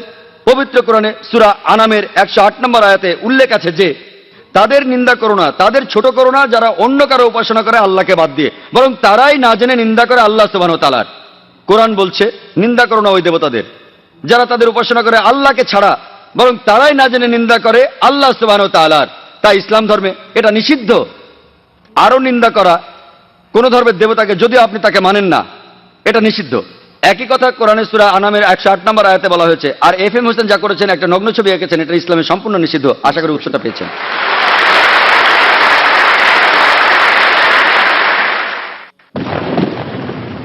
আসসালামু আলাইকুম স্যার। ওয়ালাইকুম আসসালাম। আমার নাম হলো SK রন্দর্নে, deputy engineer, government of Maharashtra, water supply department. আমি একজন অমুসলিম, নন মুসলিম। আমার প্রশ্নটা হলো যে আমাদের এই পৃথিবীতে কেন এত ধর্ম সৃষ্টি হয়েছে? আমাদের চারপাশে এত বেশি ধর্ম কেন? এখানে একটা সেন্টেন্স লেখা আছে পিস টিভি লোগোর নিচে, যে পিস টিভি মানবতার সমাধান। এখানে আমার মতামত হলো এই, যে শান্তির জন্য জ্ঞান আর বিজ্ঞতার প্রয়োজন। ধন্যবাদ। ভাই একটা প্রশ্ন করলেন যে পৃথিবীতে এত ধর্ম কেন, এটা প্রথম প্রশ্ন। আর তারপর একটা মন্তব্য করলেন যে শান্তি মানবতার সমাধান, এটা পিস টিভির স্লোগান। শান্তির জন্য প্রয়োজন জ্ঞান আর বিজ্ঞতা। আমি আপনার সঙ্গে একমত। আপনার প্রশ্নের প্রথম অংশটা নিয়ে যদি বলি যে পৃথিবীতে কেন এত বেশি ধর্ম, আমাদের বুঝতে হবে যে সর্বশক্তিমান ঈশ্বর আমাদের স্রষ্টা আল্লাহ সুবহানাহু ওয়া তাআলা পাঠিয়েছেন মাত্র একটা ধর্ম। আল্লাহ পবিত্র কোরআনে বলেছেন সূরা আলে ইমরান অধ্যায় নম্বর 3 আয়াত নম্বর 19, ইসলাম, একমাত্র ধর্ম, একমাত্র জীবন দর্শন যেটা আল্লাহ তাআলার গ্রহণযোগ্য, সেটা আল্লাহ তাআলার কাছে আত্মসমর্পণ করা। আল্লাহ তাআলা মাত্র একটা ধর্মই পাঠিয়েছেন। আর যত নবী রাসূল পৃথিবীতে এসেছেন, যেমন ধরেন আদম, ইব্রাহিম, মুসা, ঈসা, মুহাম্মদ, ওনারা সবাই শান্তিতে থাকুন, তারা মানুষকে একটা শিক্ষাই দিয়েছেন, আল্লাহর কাছে আত্মসমর্পণ করা। এখন আরবি ভাষায় যদি কেউ আল্লাহ তাআলার কাছে আত্মসমর্পণ করে তাহলে তাকে বলা হয় মুসলিম। আর ইসলাম, এই আরবি শব্দটার মূল আরবি শব্দটা হচ্ছে সালাম, যার মানে শান্তি। এর আরেকটা মূল আরবি শব্দ হচ্ছে সিলম, যার মানে আল্লাহ তাআলার কাছে নিজের ইচ্ছাকে সমর্পণ করা। তাহলে এক কথা ইসলাম মানে আল্লাহ তাআলার কাছে আত্মসমর্পণের মাধ্যমে শান্তি অর্জন করা। তাহলে আমাদের স্রষ্টা আল্লাহ তাআলা পাঠিয়েছেন মাত্র একটাই ধর্ম। তবে সময় বদলানোর সাথে সাথে ধর্মগ্রন্থগুলোও বদলে গেছে, বিকৃত হয়ে গেছে, নতুন জিনিস ঢুকেছে। আর এই ধর্মগ্রন্থ বদলানোর ব্যাপারে আল্লাহ পবিত্র কোরআনে বলেছেন সূরা বাকারা অধ্যায় নম্বর 2 আয়াত নম্বর 79, ফাওয়াইলুল লিল্লাযিনা ইয়াকতুবুনা আল কিতাবা বিআইদিহিম সুম্মা ইয়াকুলুনা হাযা মিন ইনদিল্লাহ লিয়াশতারু বিহি সামানান কালিলা ফাওয়াইলুল লাহুম মিম্মা কাতাবাত আইদিহিম ওয়াইলুল লাহুম মিম্মা ইয়াকসিবুন। দুর্ভোগ তাদের যারা নিজ হাতে কিতাব রচনা করে আর বলে এটা আল্লাহর নিকট হতে। তারা এটা বলে তুচ্ছ মূল্য প্রাপ্তির জন্য, তাদের রচনার জন্য শাস্তি তাদের, যা উপার্জন করে সেজন্য শাস্তি তাদের। আল্লাহ তাআলা পাঠিয়েছেন অনেক আসমানি কিতাব, অনেক ইনস্ট্রাকশন ম্যানুয়াল। সময় বদলানোর সাথে সাথে এই ইনস্ট্রাকশন ম্যানুয়াল, আল্লাহর আসমানি কিতাব বদলে গেছে। যখন কোনো কিতাব বিকৃত হয়ে গেছে, আল্লাহ নতুন রাসূল পাঠিয়েছেন আর নতুন কিতাব। এইভাবে অনেক দিন চলেছে। তারপর আল্লাহ পাঠালেন সর্বশেষ চূড়ান্ত নবী মুহাম্মদ সাল্লাল্লাহু আলাইহি সাল্লামকে, আর সর্বশেষ চূড়ান্ত আসমানি কিতাব কোরআন নাজিল করলেন।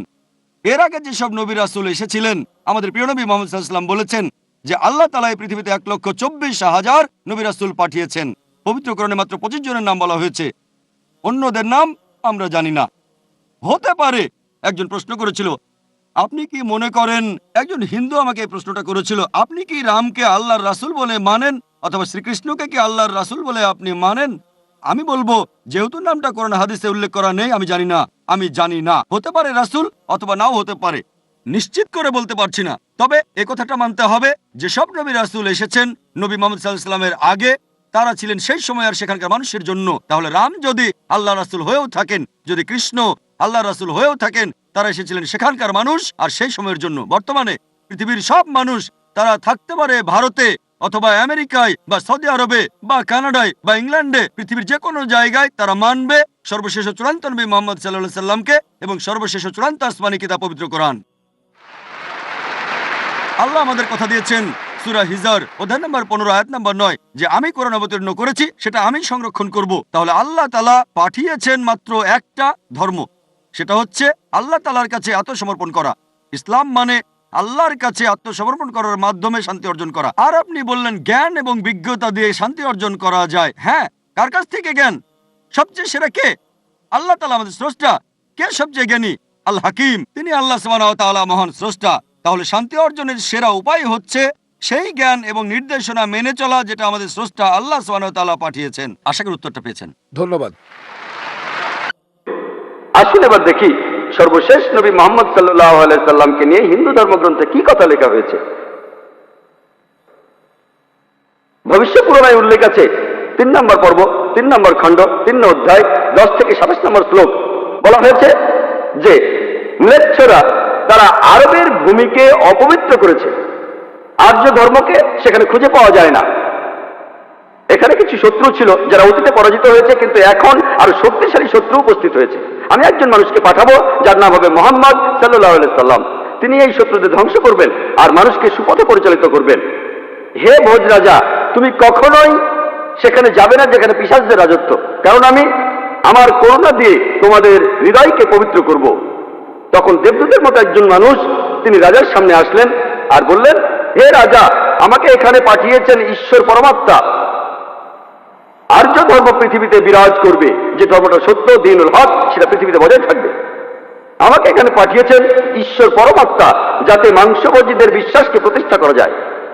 আমার অনুসারীরা হবে সেই লোকেরা যারা সুন্নতে খাতনা করবে, আর তাদের মাথার উপরে কোনো টিকি থাকবে না। তারা একটা বিপ্লব তৈরি করবে, তারা মুখে দাড়ি রাখবে, তারা প্রার্থনার জন্য আহ্বান করবে, বিধিসম্মত সব খাবারই খাবে, তবে তারা শূকরের মাংস খাবে না। তারা লতাগুল্মের মাধ্যমে পবিত্র হবে না, বরং যুদ্ধ বিগ্রহের মাধ্যমে পবিত্র। তাদেরকে বলা হবে মুসলমান, আর তারা হবে মাংসভোজী। এই ভবিষ্যৎবাণী যে একজন ঋষি আসবেন, আর সেই ঋষির নাম উল্লেখ করা হয়েছে মুহাম্মদ সাল্লাল্লাহু আলাইহি ওয়াসাল্লাম। আর বলা আছে তিনি মানুষ জাতিকে সঠিক পথে পরিচালিত করবেন। আমরা জানি মুহাম্মদ সাল্লাল্লাহু আলাইহি ওয়াসাল্লাম আরবদের পথ দেখিয়েছেন। সে সময়কে বলা হয় আয়ামে জাহেলিয়া, অর্থাৎ বিশৃঙ্খলার যুগ। তিনি তাদের আলো সন্ধান দিয়েছেন। আর বলা হয়েছে তার অনুসারীদের খাতনা করা থাকবে। মুসলমানরা খাতনা দেয়, তাদের মাথায় কোনো টিকি থাকবে না, মাথার পেছনে কোনো লেজ থাকবে না, মুসলমানদেরও থাকে না। তাদের মুখে দাড়ি থাকবে, মুসলমানরাও দাড়ি রাখে। তারা একটা বিপ্লব ঘটাবে, তারা প্রার্থনার জন্য আহ্বান করবে, আর সেটা হলো আজান। আমরা মুসলিমরা আজান দেই, নামাজের জন্য আহ্বান করি। তারা সব বিধিসম্মত খাবার খাবে, কিন্তু শূকরের মাংস তারা ছোবে না। আমরা মুসলিমরা শূকরের মাংস খাই না। তারা লতাগুল্মের মাধ্যমে পবিত্র হবে না, তারা পবিত্র হবে যুদ্ধ বিগ্রহের মাধ্যমে। আর পবিত্রকরণে আমাদেরকে বলা হয়েছে সত্যের জন্য যুদ্ধ করব, অন্যায় অবিচারের বিরুদ্ধে। তাদেরকে বলা হবে মুসলমান, তারা হবে মাংসভোজী। ভবিষ্য পুরাণের এই ভবিষ্যৎবাণী একেবারে পরিষ্কার ভাবে সর্বশেষ ও চূড়ান্ত নবী মুহাম্মদ সাল্লাল্লাহু আলাইহি সাল্লাম এবং তার অনুসারীদের কথা বলছে। মুহাম্মদ সাল্লাল্লাহু আলাইহি সাল্লামের নাম বিভিন্ন জায়গায় অনেকবার বলা হয়েছে, হাতে সময় নেই, সেজন্য ভবিষ্য পুরাণ থেকে কয়েকটা উদাহরণ দিচ্ছি। এই ভবিষ্যৎবাণী করা হয়েছে ভবিষ্য পুরাণের 3য় পর্ব 3য় খণ্ড 3য় অধ্যায়ের 5 থেকে 8 শ্লোকে। এছাড়া বলা আছে ভবিষ্য পুরাণের 3য় পর্বে 1ম খণ্ড 3য় অধ্যায়ের 21 থেকে 23 নম্বর শ্লোকে সর্বশেষ আর চূড়ান্ত নবী মুহাম্মদ সাল্লাল্লাহু আলাইহি সাল্লামের কথা উল্লেখ করা হয়েছে অথর্ববেদে 20 নম্বর গ্রন্থে 127 নম্বর অধ্যায়ের 1 থেকে 14 নম্বর মন্ত্রে। এগুলোকে আরো বলা হয় কুন্তুব সুক্তাস। কুন্তুব সংস্কৃত শব্দ, অর্থাৎ পেটের একটা লুকানো গ্রন্থি। তার মানে এই মন্ত্রগুলির অর্থ লুকানো রয়েছে, এগুলো পরে জানা যাবে। এখানে সবগুলো মন্ত্র নিয়ে আলোচনা করার মতো সময় নেই, আমি শুধু প্রথম 4টা মন্ত্র নিয়ে কিছু কথা বলবো। 1 নম্বর মন্ত্র বলছে তিনি হলেন নরসংসা, তিনি হলেন কাওরামা, তিনি পরাজিত করবেন 60,090 জন শত্রুকে। 2 নম্বর মন্ত্র বলছে তিনি উটের পিঠে চড়বেন। 3 নম্বর মন্ত্র বলছে তিনি হলেন মামা ঋষি। 4 নম্বর মন্ত্রে তাকে আরো বলা হচ্ছে রেপ। 1 নম্বর মন্ত্র বলছে তিনি হলেন নরসংসা। নরসংসা শব্দটা এসেছে নর থেকে, অর্থাৎ কোনো ব্যক্তি বা একজন লোক। আর সংসা অর্থ প্রশংসা, কারো প্রশংসা করা। তাহলে নরসংসা অর্থ যে ব্যক্তিকে প্রশংসা করা হয়। আর আপনারা যদি মহানবী মুহাম্মদ সাল্লাল্লাহু আলাইহি সাল্লামের নামের ইংরেজি অনুবাদ করেন, যদি তার নামের ইংরেজি অনুবাদ করেন তার অর্থ যার প্রশংসা করা হয়, তাহলে নরসংসা শব্দটার আরবি অনুবাদ করলে সেটা হবে মুহাম্মদ সাল্লাল্লাহু আলাইহি সাল্লাম। এখানে নামে উল্লেখ করা হচ্ছে। এরপর বলা হচ্ছে তিনি হলেন কাওরামা। এই কাওরামা শব্দটার একটা অর্থ সংস্কৃতিতে হলো শান্তির রাজপুত্র। আর মুহাম্মদ সাল্লাল্লাহু আলাইহি সাল্লাম শান্তির রাজপুত্র ছিলেন। আরেকটা অর্থ হলো যে বিদেশে যায়। হযরত মুহাম্মদ সাল্লাল্লাহু আলাইহি সাল্লাম হিজরত করেছিলেন মক্কা থেকে মদিনায়, তিনি বিদেশে গিয়েছিলেন। এছাড়া প্রথম মন্ত্রে আছে তিনি 60,090 জন শত্রুকে পরাজিত করবেন।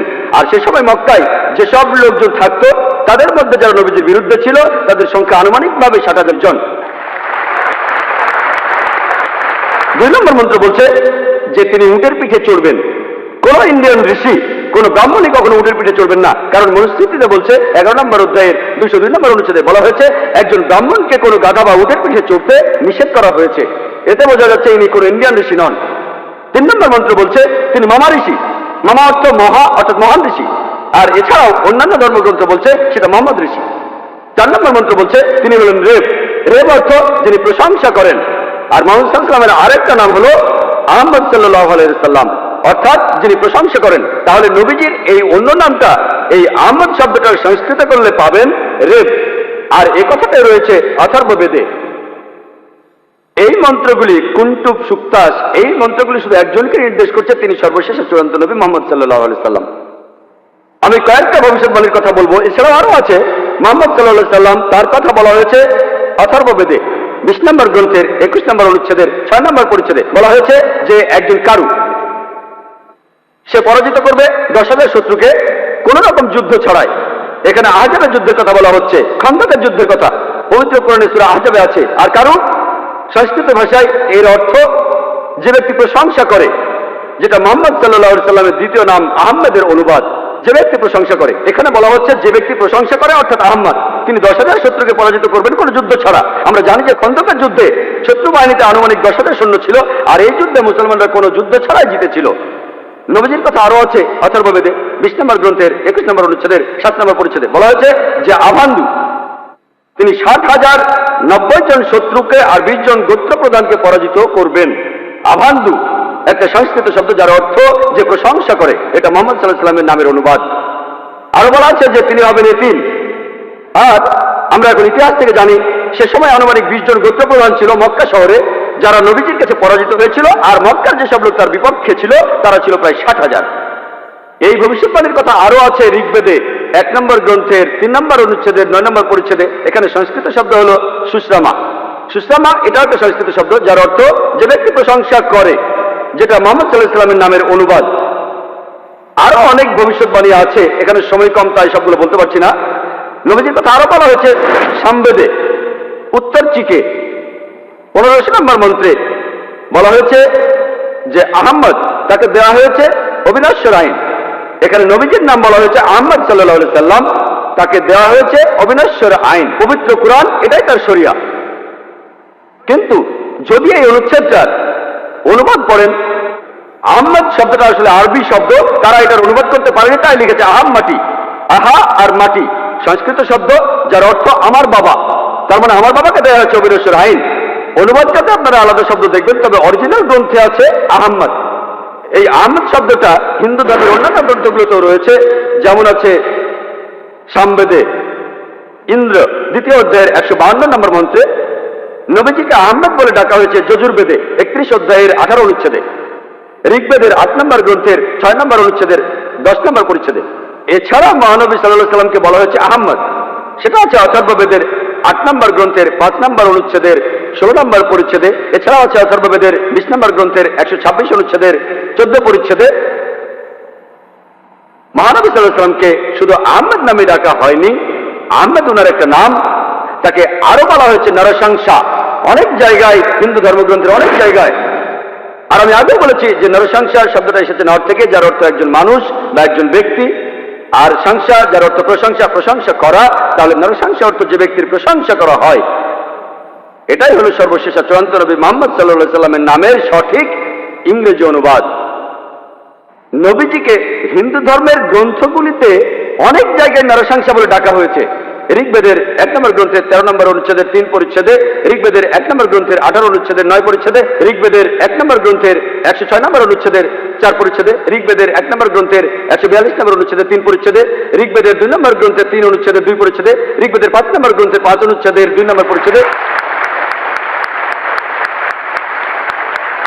ঋগ্বেদের 7 নম্বর গ্রন্থের 2 অনুচ্ছেদের 2 নম্বর পরিচ্ছেদে, ঋগ্বেদের 10 নম্বর গ্রন্থের 64 অনুচ্ছেদের 3 পরিচ্ছেদে, ঋগ্বেদের 10 নম্বর গ্রন্থের 182 নম্বর অনুচ্ছেদের 2 নম্বর পরিচ্ছেদে, যজুর্বেদের 21 নম্বর অধ্যায়ের 31 অনুচ্ছেদে, যজুর্বেদের 21 নম্বর অধ্যায়ের 55 নম্বর অনুচ্ছেদে, যজুর্বেদের 20 নম্বর অধ্যায়ের 37 অনুচ্ছেদে, যজুর্বেদের 20 নম্বর অধ্যায়ের 57 নম্বর অনুচ্ছেদে, যজুর্বেদের 28 অধ্যায়ের 2 অনুচ্ছেদে, যজুর্বেদের 28 অধ্যায়ের 19 অনুচ্ছেদে, যজুর্বেদের 28 অধ্যায়ের 42 নম্বর অনুচ্ছেদে। এখানে শুধু রেফারেন্সগুলোই অনেকক্ষণ বলা যাবে। যেখানে নবী মুহাম্মদ সাল্লাল্লাহু আলাইহি সাল্লামের নাম উল্লেখ করা হয়েছে তাকে বলা হয়েছে নরসংসা, অনেক জায়গায় বলা হয়েছে হিন্দু ধর্মগ্রন্থে। শুধু হিন্দু ধর্মগ্রন্থে মুহাম্মদ সাল্লাল্লাহু আলাইহি সাল্লাম সম্পর্কে কি বলা আছে তার উপরই আমি একটা লেকচার দিতে পারবো। আমি শুধু আরেকটা ভবিষ্যৎবাণীর কথা বলবো, কল্কি অবতার সম্পর্কে। আর নবীজিকে কল্কি অবতার বলা হয়েছে ভগবত পুরাণায় 12 নম্বর খণ্ড 2 নম্বর অধ্যায় 18 থেকে 20 নম্বর শ্লোকে বলা হয়েছে তিনি জন্মগ্রহণ করবেন যার ঘরে তার নাম বিষ্ণু ইয়াস, একজন মহাপ্রাণ ব্যক্তি যিনি শাম্বালা শহরের প্রধান, এবং তাকে যে নামে ডাকা হবে সেটা হলো কল্কি। 19 আর 20 নম্বর মন্ত্র বলছে যে তিনি হবেন এই পৃথিবীর সর্বময় প্রভু। তার থাকবে কিছু অসাধারণ চারিত্রিক গুণাবলী এবং তার থাকবে 8টি বিশেষ বৈশিষ্ট্য। 8টি বিশেষ বৈশিষ্ট্য। তাকে দেওয়া হবে একটি বাহন, একটি ঘোড়া, দেবদূত নিয়ে আসবে, আর তিনি একটি ঘোড়ায় চড়বেন, তার হাতে থাকবে তরবারি, তিনি শত্রুদের পরাজিত করবেন আর ফেরেশতারা তাকে সাহায্য করবে। এছাড়াও বলা আছে ভগবত পুরাণায় 1 নম্বর খণ্ডে 3 নম্বর অধ্যায়ের 25 নম্বর শ্লোকে যে তিনি জন্মগ্রহণ করবেন কলিযুগে। কল্কি অবতার জন্ম নেবেন কলিযুগে, যে সময় রাজারা ব্যবহার করবে ডাকাতের মতো। আর তিনি জন্মগ্রহণ করবেন বিষ্ণু ইয়াসের ঘরে এবং তার নাম হবে কল্কি। একই কল্কি অবতারের নাম উল্লেখ করা হয়েছে কল্কি পুরাণায় 2 নম্বর অধ্যায়ের 4 অনুচ্ছেদে। বলা হয়েছে যে তিনি জন্মগ্রহণ করবেন বিষ্ণু ইয়াসের ঘরে। কল্কি পুরাণ 2 নম্বর অধ্যায়ের 5 অনুচ্ছেদে বলছে তাকে সাহায্য করবে তার 4 জন সহচর তার ধর্ম প্রচার করতে। কল্কি পুরাণ 2 নম্বর অধ্যায়ের 7 অনুচ্ছেদে বলা হচ্ছে যে দেবদূতরা তাকে যুদ্ধক্ষেত্রে সাহায্য করবে। কল্কি পুরাণ 2 নম্বর অধ্যায়ের 11 অনুচ্ছেদে বলছে যে তিনি জন্মগ্রহণ করবেন বিষ্ণু ইয়াসের ঘরে এবং সুমতির গর্ভে। আর কল্কি পুরাণ 2য় অধ্যায়ের 15 অনুচ্ছেদ বলছে যে তিনি মাদল মাসের প্রথম অর্ধাংশে জন্ম নেবেন। শুধুমাত্র কল্কি অবতারের উপরে একটা লেকচার দেওয়া যায়, আমি এখানে সংক্ষেপে কয়েকটা পয়েন্ট বলছি। এই ভবিষ্যৎবাণী এগুলো বলছে। 1 নম্বর পয়েন্ট, বলা হয়েছে যে কল্কি অবতার তার বাবার নাম সেটা হবে বিষ্ণু ইয়াস। বিষ্ণু ইয়াসের অর্থ দাঁড়াবে যে বিষ্ণুর উপাসনা করে, যে ঈশ্বরের উপাসনা করে। আর আমাদের প্রিয় নবী মোহাম্মদ সাল্লাল্লাহু আলাইহি ওয়াসাল্লামের বাবার নাম ছিল আব্দুল্লাহ। এটার অর্থ যে আল্লাহর উপাসনা করে, যে ঈশ্বরের উপাসনা করে। 2 নম্বর পয়েন্ট, কল্কি অবতার যে মায়ের গর্ভে জন্মাবে তার নাম হবে সুমতি। যদি আপনি সুমতি শব্দটার ইংরেজি অনুবাদ করেন অর্থ দাঁড়াবে শান্তি। আর আমাদের নবীজির মায়ের নাম ছিল আমিনা, যার ইংরেজি অর্থ করলে দাঁড়ায় শান্তি। এরপরে বলা হয়েছে তিনি যেখানে জন্মাবেন সেই গ্রামের নাম হবে সাম্বালা। সাম্বালা শব্দটার অনুবাদ করলে অর্থ দাঁড়াবে একটি শান্তিপূর্ণ এলাকা। আমরা জানি মুহাম্মদ সাল্লাল্লাহু আলাইহি ওয়াসাল্লাম মক্কায় জন্মেছিলেন, মক্কার আরো একটা নাম ছিল দারুল আমান, অর্থাৎ কোন একটি শান্তিপূর্ণ এলাকা। তাহলে একথা বলা আছে যে তিনি মক্কায় জন্মাবেন। এছাড়া বলা আছে যে তিনি জন্মগ্রহণ করবেন সাম্বালা শহরের প্রধানের ঘরে। আমরা জানি যে তিনি মক্কার প্রধান ব্যক্তির ঘরে জন্মেছিলেন। তিনি মক্কার প্রধান ব্যক্তির ঘরে জন্মেছিলেন, কুরাইশ গোত্রে জন্মেছিলেন। আরো বলা আছে তিনি মাধব মাসের প্রথম অর্ধাংশে 12 তারিখে জন্মাবেন। আমরা জানি যে মুহাম্মদ সাল্লাল্লাহু আলাইহি সাল্লাম রবিউল আউয়াল মাসে প্রথম অর্ধাংশে জন্মেছিলেন 12 তারিখে। এই ভবিষ্যৎবাণী যে তিনি মাধব মাসের 12 তারিখে জন্মাবেন, এটার অর্থ রবিউল আউয়াল মাসের 12 তারিখে। এছাড়া আরো বলা আছে যে এই কল্কি অবতার তিনি হবেন সর্বশেষ ঋষি। ঠিক এই কথাটাই কোরআনে আছে। সূরা আহজাবের 40 নম্বর আয়াতে উল্লেখ করা আছে যে মা কানা মুহাম্মাদুন আবা আহাদিন মির রিজালিকুম ওয়ালাকিন রাসূলুল্লাহ ওয়া খাতামুন নবিয়্যিন ওয়া কানা আল্লাহু বিকুল্লি শাইইন আলিমা। এর অর্থ মুহাম্মদ সাল্লাল্লাহু আলাইহি সাল্লাম তোমাদের মধ্যে কোনো পুরুষের পিতা নহেন, বরং তিনি হলেন আল্লাহর রাসূল এবং তিনি হলেন এই পৃথিবীর চূড়ান্ত নবী, তিনি শেষ নবী। নিশ্চয়ই আল্লাহ সর্ববিষয়ে জ্ঞাত। আর বলা আছে যে এই কল্কি অবতার জ্ঞান আরোহণ করবেন পরশুরামের কাছ থেকে, অর্থাৎ মহান স্রষ্টা, একটা পাহাড়ের উপর। আমরা জানি মুহাম্মদ সাল্লাল্লাহু আলাইহি ওয়াসাল্লাম প্রথম আয়াতটা তিনি পেয়েছিলেন হেরায়, জাবলে নূরে, অর্থাৎ নূরের পাহাড়ে হেরায়। এখানে আরো বলা আছে যে তিনি এরপর উত্তরে গিয়ে আবার ফিরে আসবেন। আমরা জানি মুহাম্মদ সাল্লাল্লাহু আলাইহি ওয়াসাল্লাম মক্কা থেকে উত্তর হিজরত করে মদিনায় গিয়েছিলেন, তারপর মক্কা জয় করে ফিরে এসেছিলেন। আরো বলা আছে যে এই কল্কি অবতার তিনি পুরো পৃথিবীর মানুষের জন্য একটি দৃষ্টান্ত। তার চরিত্র হবে একেবারে নিষ্কলঙ্ক। আল্লাহ পবিত্র কোরআনে বলছেন, সূরা কালামের 4 নম্বর আয়াতে উল্লেখ করা আছে যে অবশ্যই তুমি অধিষ্ঠিত হইবে সর্বোচ্চ মহান চরিত্রে। এছাড়াও বলা আছে যে কল্কি অবতারের 8টি বিশেষ গুণ থাকবে। কল্কি পুরাণ এবং ভাগবত পুরাণায় এই 8টি বিশেষ গুণ হলো জ্ঞান, আত্মসংযম, অভিজাত বংশ, রিভিল নলেজ, সাহস, দানশীলতা, মহানুভবতা আর পরিমিত কথা। আর নবী মুহাম্মদ সাল্লাল্লাহু আলাইহি সাল্লামের এই 8টা গুণের সবগুলোই ছিল। এছাড়া আরো বলা আছে যে তিনি হবেন এই পৃথিবীর শিক্ষক। আল্লাহ পবিত্র কোরআনে বলছেন, আর সূরা সাবার 28 নম্বর আয়াতে উল্লেখ করা আছে, ওয়ামা আরসালনাকা ইল্লা কাফাতাল লিন্নাস বাশীরা ওয়া নাযীরা। আমি তো তোমাকে সমগ্র মানব জাতির জন্য প্রেরণ করিয়াছি তাহাদের সংবাদদাতা ও সতর্ককারী রূপে, কিন্তু অধিকাংশ মানুষই তাহা জানে না। এরপর আরো বলা আছে যে এই কল্কি অবতার তাকে সর্বশক্তিমান ঈশ্বর একটি বাহন দেবেন। আমরা জানি মোহাম্মদ সাল্লাল্লাহু আলাইহি ওয়াসাল্লাম তিনি বোরাকে চড়েছিলেন, বোরাকে চড়ে তিনি মিরাজে গিয়েছিলেন, আল্লাহর কাছে গিয়েছিলেন। আরো বলা আছে এই কলকি অবতার ঘোড়ায় চড়বে আর হাতে তরবারি থাকবে। আমরা জানি মোহাম্মদ সাল্লাল্লাহু আলাইহি ওয়াসাল্লাম যত যুদ্ধ হয়েছিল বেশিরভাগ যুদ্ধে তিনি ছিলেন, বেশিরভাগ যুদ্ধ ছিল আত্মরক্ষার উদ্দেশ্যে। আর যদিও তিনি সবার নেতা ছিলেন তবুও সব যুদ্ধেই তিনি ছিলেন, সেখানে ঘোড়ায় চড়েছিলেন আর তিনি ডান হাতে একটা তরবারি ধারণ করতেন। এরপর আরো বলা আছে যে এই কলকি অবতারকে সাহায্য করবে চারজন সহচর, যাতে সত্যের ধর্ম তিনি প্রচার করতে পারেন। বোঝাই যাচ্ছে এখানে বলা হচ্ছে চার খলিফার কথা, খোলাফায়ে রাশিদিন, হযরত আবু বকর, হযরত ওমর, হযরত ওসমান, হযরত আলী, আল্লাহ তাদের সবার উপর সন্তুষ্ট হন। পরে তারা হয়েছিলেন খোলাফায়ে রাশিদিন, সঠিক নির্দেশ পালনকারী ইসলামের খলিফা, ইসলামকে ছড়িয়ে দিয়েছেন। আরো বলা আছে যে এই কলকি অবতার শত্রুকে পরাজিত করবে আর মানুষকে সঠিক পথে নিয়ে আসবে। আমরা জানি মুহাম্মদ সাল্লাল্লাহু আলাইহি ওয়াসাল্লাম শত্রুকে পরাজিত করেছিলেন আর আরবদের তিনি আয়ামে জাহেলিয়া থেকে, অজ্ঞতার যুগ থেকে সত্যের পথে এনেছিলেন। আরেকটা কথা বলা আছে যে দেবদূতরা তাকে যুদ্ধের ময়দানে সাহায্য করবে। আমরা জানি মুহাম্মদ সাল্লাল্লাহু আলাইহি ওয়াসাল্লামকে ফেরেশতারা বিভিন্ন যুদ্ধে সাহায্য করেছিলেন, যেমন বদরের যুদ্ধে। পবিত্র কোরআনে আছে সূরা আল ইমরানের 123 থেকে 25 নম্বর আয়াতে উল্লেখ আছে। এছাড়াও সূরা আনফালের 8 এবং 9 নম্বর আয়াতে উল্লেখ আছে। তাহলে এই কলকি অবতারের ভবিষ্যৎবাণীর সাথে আর কাউকে মেলানো যায় না, শুধু মেলানো যায় সর্বশেষ ও চূড়ান্ত নবী মুহাম্মদ সাল্লাল্লাহু আলাইহি ওয়াসাল্লামকে। আমার ধারণা ডক্টর জাকির নায়েক শ্লোক নিয়ে খেলা করছেন। উনি শুধু শ্লোক নিয়ে খেলা করছেন। ইসলাম এই পৃথিবীর মানুষকে ভাগ করেছে দুই ভাগে, একটা হলো মুমিন, আরেকটা হলো কাফির। অবশ্যই আমরা ইসলাম ধর্মের এই কথাগুলো বিশ্বাস করি না, মানতেও পারি না। তাই ইসলাম ধর্ম যেভাবে আমাদের উপর সর্বজনীন ভ্রাতৃত্বকে চাপিয়ে দিচ্ছে, সেটা আসলে কখনোই সম্ভব না। ইসলাম মানুষের মধ্যে শুধু বিভেদ তৈরি করে। তাদের মধ্যেও আছে শিয়া, সুন্নি, এছাড়াও ইসলামে আরো 70টা গোত্র আছে। হ্যাঁ, আমি আমার প্রশ্ন করছি, সমস্যা ইসলাম এটা দিতে পারবে না। পৃথিবীতে একমাত্র হিন্দু ধর্মই আমাদের সর্বজনীন ভ্রাতৃত্ব উপহার দিতে পারবে। এক কাম সত্তা বিপ্র বহুদা ভেদান্তি, একটু আগে আপনি বললেন। ইসলাম এটা কোনোভাবেই মানে না। গরু হত্যা করছে, কাফির হত্যা করছে, তাদের সম্পত্তি কেড়ে নিচ্ছে, লুট, নারী নির্যাতন। ইসলামই বলে ভ্রাতৃত্ব, তাহলে কিভাবে আসবে? আপনার মুখে ভ্রাতৃত্বের কথা আসলে শুধু শ্লোক নিয়ে খেলা করা। আপনি আসলে হিন্দু ধর্ম বলতে গিয়ে ইসলাম ধর্ম বলে ফেলেছেন। ভাই, আপনি বেশ কিছু মন্তব্য করেছেন। আর ইসলাম বলে ইন্নাল্লাহা মা'আস সাবিরিন, নিশ্চয়ই আল্লাহ তাদের সঙ্গে আছেন যারা ধৈর্যশীল। ভ্রাতৃত্ব বজায় রাখতে গেলে আপনাকে ধৈর্যশীল হতে হবে। ধৈর্যশীল যদি আমরা না হই, তাহলে ভাইয়ের সাথে ভাইয়ের যুদ্ধ লেগে যাবে। ইসলাম বলছে সূরা আল বাকারার 153 নম্বর আয়াতে আছে ইন্নাল্লাহা মা'আস সাবিরিন, নিশ্চয়ই আল্লাহ ধৈর্যশীলদের সঙ্গে আছেন। আর ভ্রাতৃত্ব বজায় রাখতে চাইলে ধৈর্যশীল হতে হবে। আর আমি এখানে উপস্থিত গুরুজনদের শ্রদ্ধা করি। তিনি হয়তো হিন্দু ধর্ম সম্পর্কে ভালো জানেন, তবে দুঃখিত যে আমি তার সঙ্গে একমত নই। ইসলাম সম্পর্কে তার জ্ঞান কিছুটা কম। আর ওনার সাথে আমি একমত যে ইসলাম ধর্মে মানুষকে দুই ভাগে ভাগ করা হয়। একটা হলো যারা বিশ্বাসী মুমিন, আরেক দল হলো কাফির, উনি যেভাবে বললেন।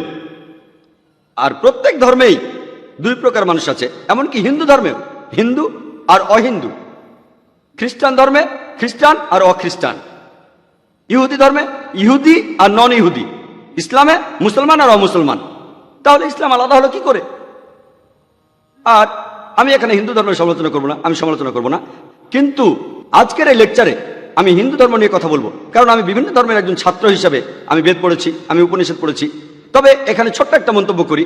হিন্দু ধর্মগ্রন্থ বেদে আছে যে এই মানুষ জাতি সৃষ্টি হয়েছে সর্বশক্তিমান ঈশ্বরের 4টি অংশ থেকে। তার মাথা থেকে এসেছে ব্রাহ্মণ, বুক থেকে এসেছে ক্ষত্রিয়, আর উরু থেকে বৈশ্যরা ব্যবসায়ী জাত, আর পা থেকে শূদ্ররা বর্ণপ্রথা। আমি এটা নিয়ে মন্তব্য করতে আসিনি, আমি এটা চাই না। আমি চাই না হিন্দু ভাইদের মনে আঘাত দিতে। ইসলাম ধর্ম এটার অনুমতি দেয় না। আমি এসব নিয়ে মন্তব্য করছি না, কোনো ধর্মের সমালোচনা করছি না, আমি কারো সমালোচনা করছি না। আমি কথা বলছি না যে কোনো ধর্ম ভুল। তবে আপনি যদি ভালোভাবে বেদ পড়ে থাকেন, আপনি এখানে সবাইকে বলতে পারেন বেদ কথা বলে কিনা যে স্রষ্টার মাথা থেকে ব্রাহ্মণ এসেছে, তার বুক থেকে ক্ষত্রিয়রা এসেছে, উরু থেকে এসেছে বৈশ্যরা ব্যবসায়ী জাত, বিদ্বান গোত্র, যোদ্ধা গোত্র, ব্যবসায়ী গোত্র, শূদ্র। শূদ্ররা হলো সবচেয়ে নিম্নবর্ণের। আর ডক্টর আম্বেদকর এটা নিয়ে বই লিখেছেন, আমি সব খুলে বলছি না। হিন্দু ধর্ম আমি ভালোভাবে পড়েছি। আমি হিন্দু ধর্মের অনেক কিছু শ্রদ্ধা করি, বেশ কিছুর ব্যাপারে একমত নয়, এটা আমাকে আপনি বলতে বাধ্য করলেন। পবিত্র কোরআনে সূরা আনামের 108 নম্বর আয়াতে আছে তাহাদিগকে গালি দিও না আল্লাহকে ছাড়িয়ে তাহারা যাহাদিগকে ডাকে, কেননা অজ্ঞানতাবশত তাহারা গালি দিবে আল্লাহ সুবহানাহু ওয়া তাআলাকে। এখানে আমি হিন্দু ধর্মের ভালো দিকগুলো নিয়ে বলেছি। কথাটা হলো তারা এক ঈশ্বরের ধারণায় বিশ্বাস করে। আপনার প্রশ্নের ব্যাপারে বলি যে আপনি বলেছেন মুসলিমরা তারা মানুষ খুন করে, এছাড়াও তারা হত্যা করে। আপনি বললেন গরু, ঠিক আপনি কথা বলেছেন। এই সবগুলো অভিযোগের উত্তর দেওয়া দরকার, সময় এখানে কম, কয়েকটার উত্তর দিচ্ছি। অন্য কেউ প্রশ্ন করেন, আপনাদের সবার ভুল ধারণাগুলো আমি ভেঙে দেব, আমারও ভালো লাগবে। আর ভুল ধারণাগুলো ভাঙিয়ে দিলেই তারা ইসলামকে ভালোভাবে বুঝতে পারবে। এজন্য আমার লেকচারে সবসময় একটা প্রশ্নোত্তর পর্ব থাকে। আর আমরাও বলি, যখন কেউ সমালোচনা করে আমারও ভালো লাগে। যত বেশি সমালোচনা হবে তত বেশি বোঝাতে পারবো, তত ভালো করে ইসলামকে বুঝতে পারবেন। আমি সেটাই করি। ইসলামও বলে সত্যকে ছড়িয়ে দিতে। হিকমার সাথে পবিত্র কোরআনের সূরা নেহালের 125 নম্বর আয়াতে আছে, উদু ইলা সাবিলি রাব্বিকা বিল হিকমা ওয়াল মাউযিতিল হাসনা ওয়াজাদিলুম বিল্লাতি আহসান। মানুষকে প্রতিপালকের পথে আহ্বান করো হিকমত আর সদুপদেশ দ্বারা, আর উহাদের সহিত তর্ক করবে সবচেয়ে উত্তম পন্থায়। যখন বলা হয় আমরা আমিষ খেতে পারবো কিনা, গরু ছাগল কোরবানি দেয় ইত্যাদি, আর অনেক অমুসলিমই বলবে মুসলমান আপনারা সবাই নিষ্ঠুর মানুষ, প্রাণী হত্যা করেন। ভাই আপনাদের আমি বলি, একজন মুসলমান খুব ভালো মুসলমান হতে পারে, এমনকি যদি সে পুরোপুরি ভেজিটেরিয়ান হয়। এটা বলা হয়নি যে আপনাকে অবশ্যই ভেজিটেরিয়ান হতে হবে ভালো মুসলিম হতে গেলে, কিন্তু পবিত্র কোরআনে অনেকবারই বলা হয়েছে যখন তুমি মাংস খেতে পারো তখন মাংস খাবে না কেন। পবিত্র কোরআনের সূরা মাইদার 1 নম্বর আয়াতে উল্লেখ আছে, বলা হয়েছে যে ইয়া আইয়ুহাল্লাযিনা আমানু, হে মুমিনগণ, তোমাদের অঙ্গীকার পূর্ণ করিবে, আর তোমাদের জন্য কিছু চতুষ্পদ প্রাণীকে হালাল করা হইয়াছে আর কিছু প্রাণী হারাম।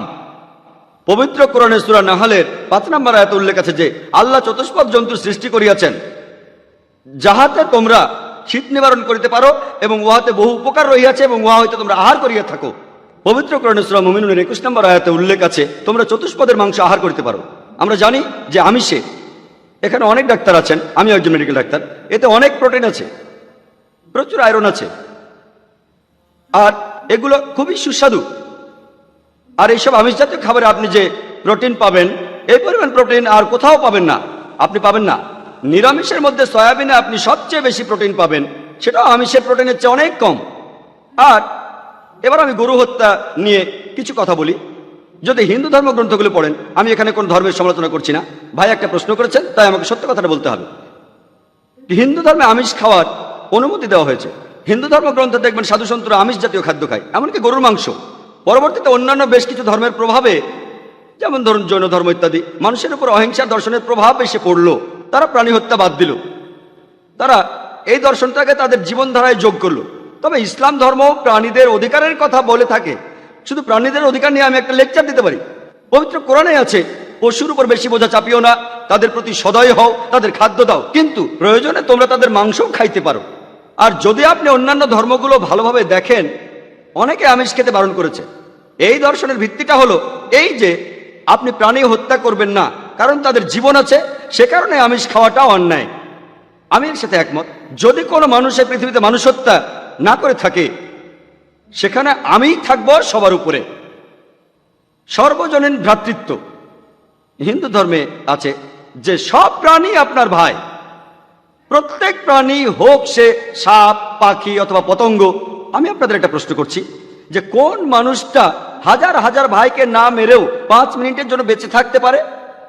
এখানে যারা মেডিকেল সায়েন্স পড়েছেন তারা ভালো বুঝতে পারবেন যে আপনারা যখন নিঃশ্বাস নেন তখন আপনার শরীরে প্রচুর ময়লা জীবাণু ঢুকে, সেগুলোকে মেরে ফেলেন। তার অর্থ এই ধর্মে বাঁচার জন্য আপনার ভাইদের আপনি মেরে ফেলছেন। ইসলামের সর্বজনীন ভ্রাতৃত্ব বলে মানুষ জাতির প্রত্যেকেই আপনার ভাই। বিশ্বাসের ভ্রাতৃত্বে প্রত্যেক মুসলমানই ভাই ভাই, প্রত্যেক প্রাণীই আমার ভাই নয়। তবে অন্য প্রাণীদের রক্ষা করতে হবে, তাদের ক্ষতি করবেন না, বিনা কারণে তাদের অত্যাচার করবেন না, তবে প্রয়োজন হলে সেগুলোর মাংস খেতে পারেন। ইসলামের সর্বজনীন ভ্রাতৃত্ব বলে মানুষ জাতির প্রত্যেকেই আপনার ভাই। বিশ্বাসের ভ্রাতৃত্বে প্রত্যেক মুসলমানই ভাই ভাই, প্রত্যেক প্রাণীই আমার ভাই নয়। তবে অন্য প্রাণীদের রক্ষা করতে হবে, তাদের ক্ষতি করবেন না, বিনা কারণে তাদের অত্যাচার করবেন না, তবে প্রয়োজন হলে সেগুলোর মাংস খেতে পারেন। তাই যে দর্শন বলে আমিষ খাবার খাওয়া অন্যায়, কারণ এখানে আপনি প্রাণী হত্যা করছেন, বিজ্ঞান প্রমাণ করেছে, এমনকি গাছপালারও জীবন আছে, আপনারা জানেন। তাই এ কথা এখানে খাটছে না যে প্রাণী হত্যা করা অন্যায়। তাই এখন তারা যুক্তিটা পাল্টে বলল যে আচ্ছা, গাছেরও জীবন আছে, তবে তারা ব্যথা অনুভব করে না, তাই গাছ হত্যার চেয়ে প্রাণী হত্যা অনেক বড় অপরাধ।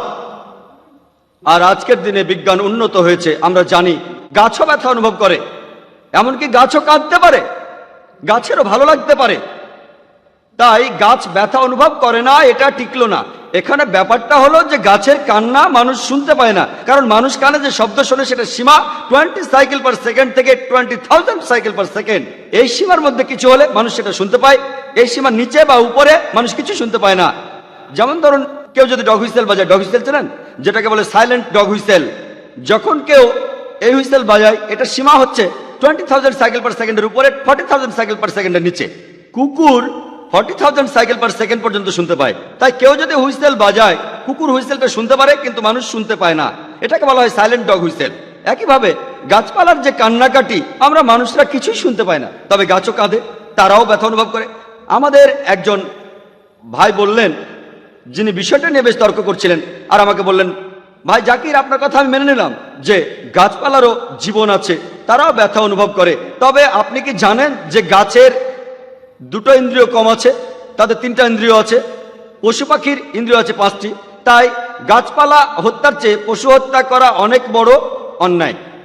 আমি তাকে বললাম যে ভাই, ধরুন আপনার একজন ছোট ভাই আছে, সে ছোটবেলা থেকে বোবা আর কালা, দুটো ইন্দ্রিয় কম, সে বড় হওয়ার পরে কেউ একজন তাকে খুন করে ফেললো, আপনি কি বিচারককে বলবেন, ও মাই লর্ড, এই খুনিকে কম শাস্তি দিন কারণ আমার ভাইয়ের দুটো ইন্দ্রিয় কম ছিল, এই কথাই বলবেন?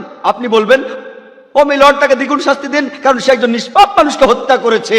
তাই ইসলামে এটা কোনো যুক্তি নয় যে 2 বা 3টা ইন্দ্রিয়। পবিত্র কোরআনে সূরা বাকারার 168 নম্বর আয়াতে আছে, যে বৈধ খাদ্যবস্তু আছে তাহা তোমরা আহার করো। তার অর্থ যেগুলো বৈধ আর হালাল খাবার সেগুলো খেতে পারো। আর এ কারণে আপনারা দেখতে পাবেন যে গবাদি পশু, আল্লাহ সুবহানাহু ওয়া তাআলার ইচ্ছায় গবাদি পশু বংশ বিস্তার করে বেশ তাড়াতাড়ি, মানুষ এবং অন্যান্য পশুর তুলনায় বেশ তাড়াতাড়ি দ্রুত বংশ বিস্তার করে। যদি আপনার কথা মেনে নেই যে মানুষ কোনো গবাদি পশু খাবে না, তাহলে পৃথিবীতে গবাদি পশুর পরিমাণ অনেক বেড়ে যাবে, অনেক বাড়বে। আর বললেন গরু হত্যা করা, এ নিয়ে বই লিখেছেন মৌলানা আব্দুল করিম পারেক। গো হত্যা, গরু কোরবানি কে জন্য দায়ী? যদি ভালোভাবে দেখেন, যারা চামড়া নিয়ে ব্যবসা করে, গরুর চামড়া, মুসলিম অমুসলিম উভয়ই আছে, চামড়া, গরুর চামড়া, তারা এটা করে। তাই এটা থেকে যারা উপকার পাচ্ছে এই গোহত্যা থেকে, তাদের মধ্যে মুসলিমদের চেয়ে অমুসলিমরাই বেশি।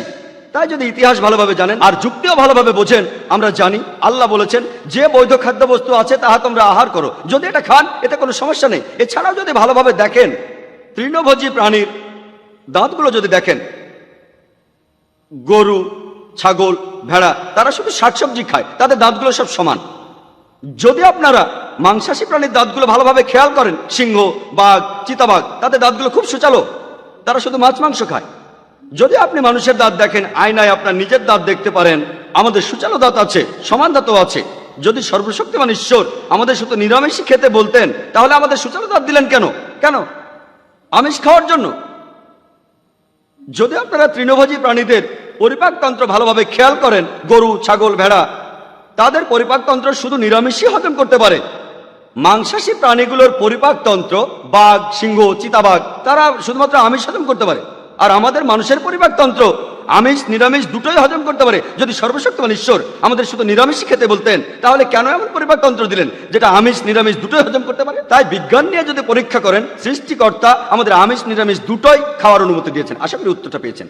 যদি আপনার অন্য কোনো প্রশ্ন, কোনো ভুল ধারণা থাকে, আমি আনন্দের সাথে তার উত্তর দেব। একবারে একটা ধারণা বলবেন যাতে আমি তা দূর করার সময় পাই। আপনাকে ধন্যবাদ।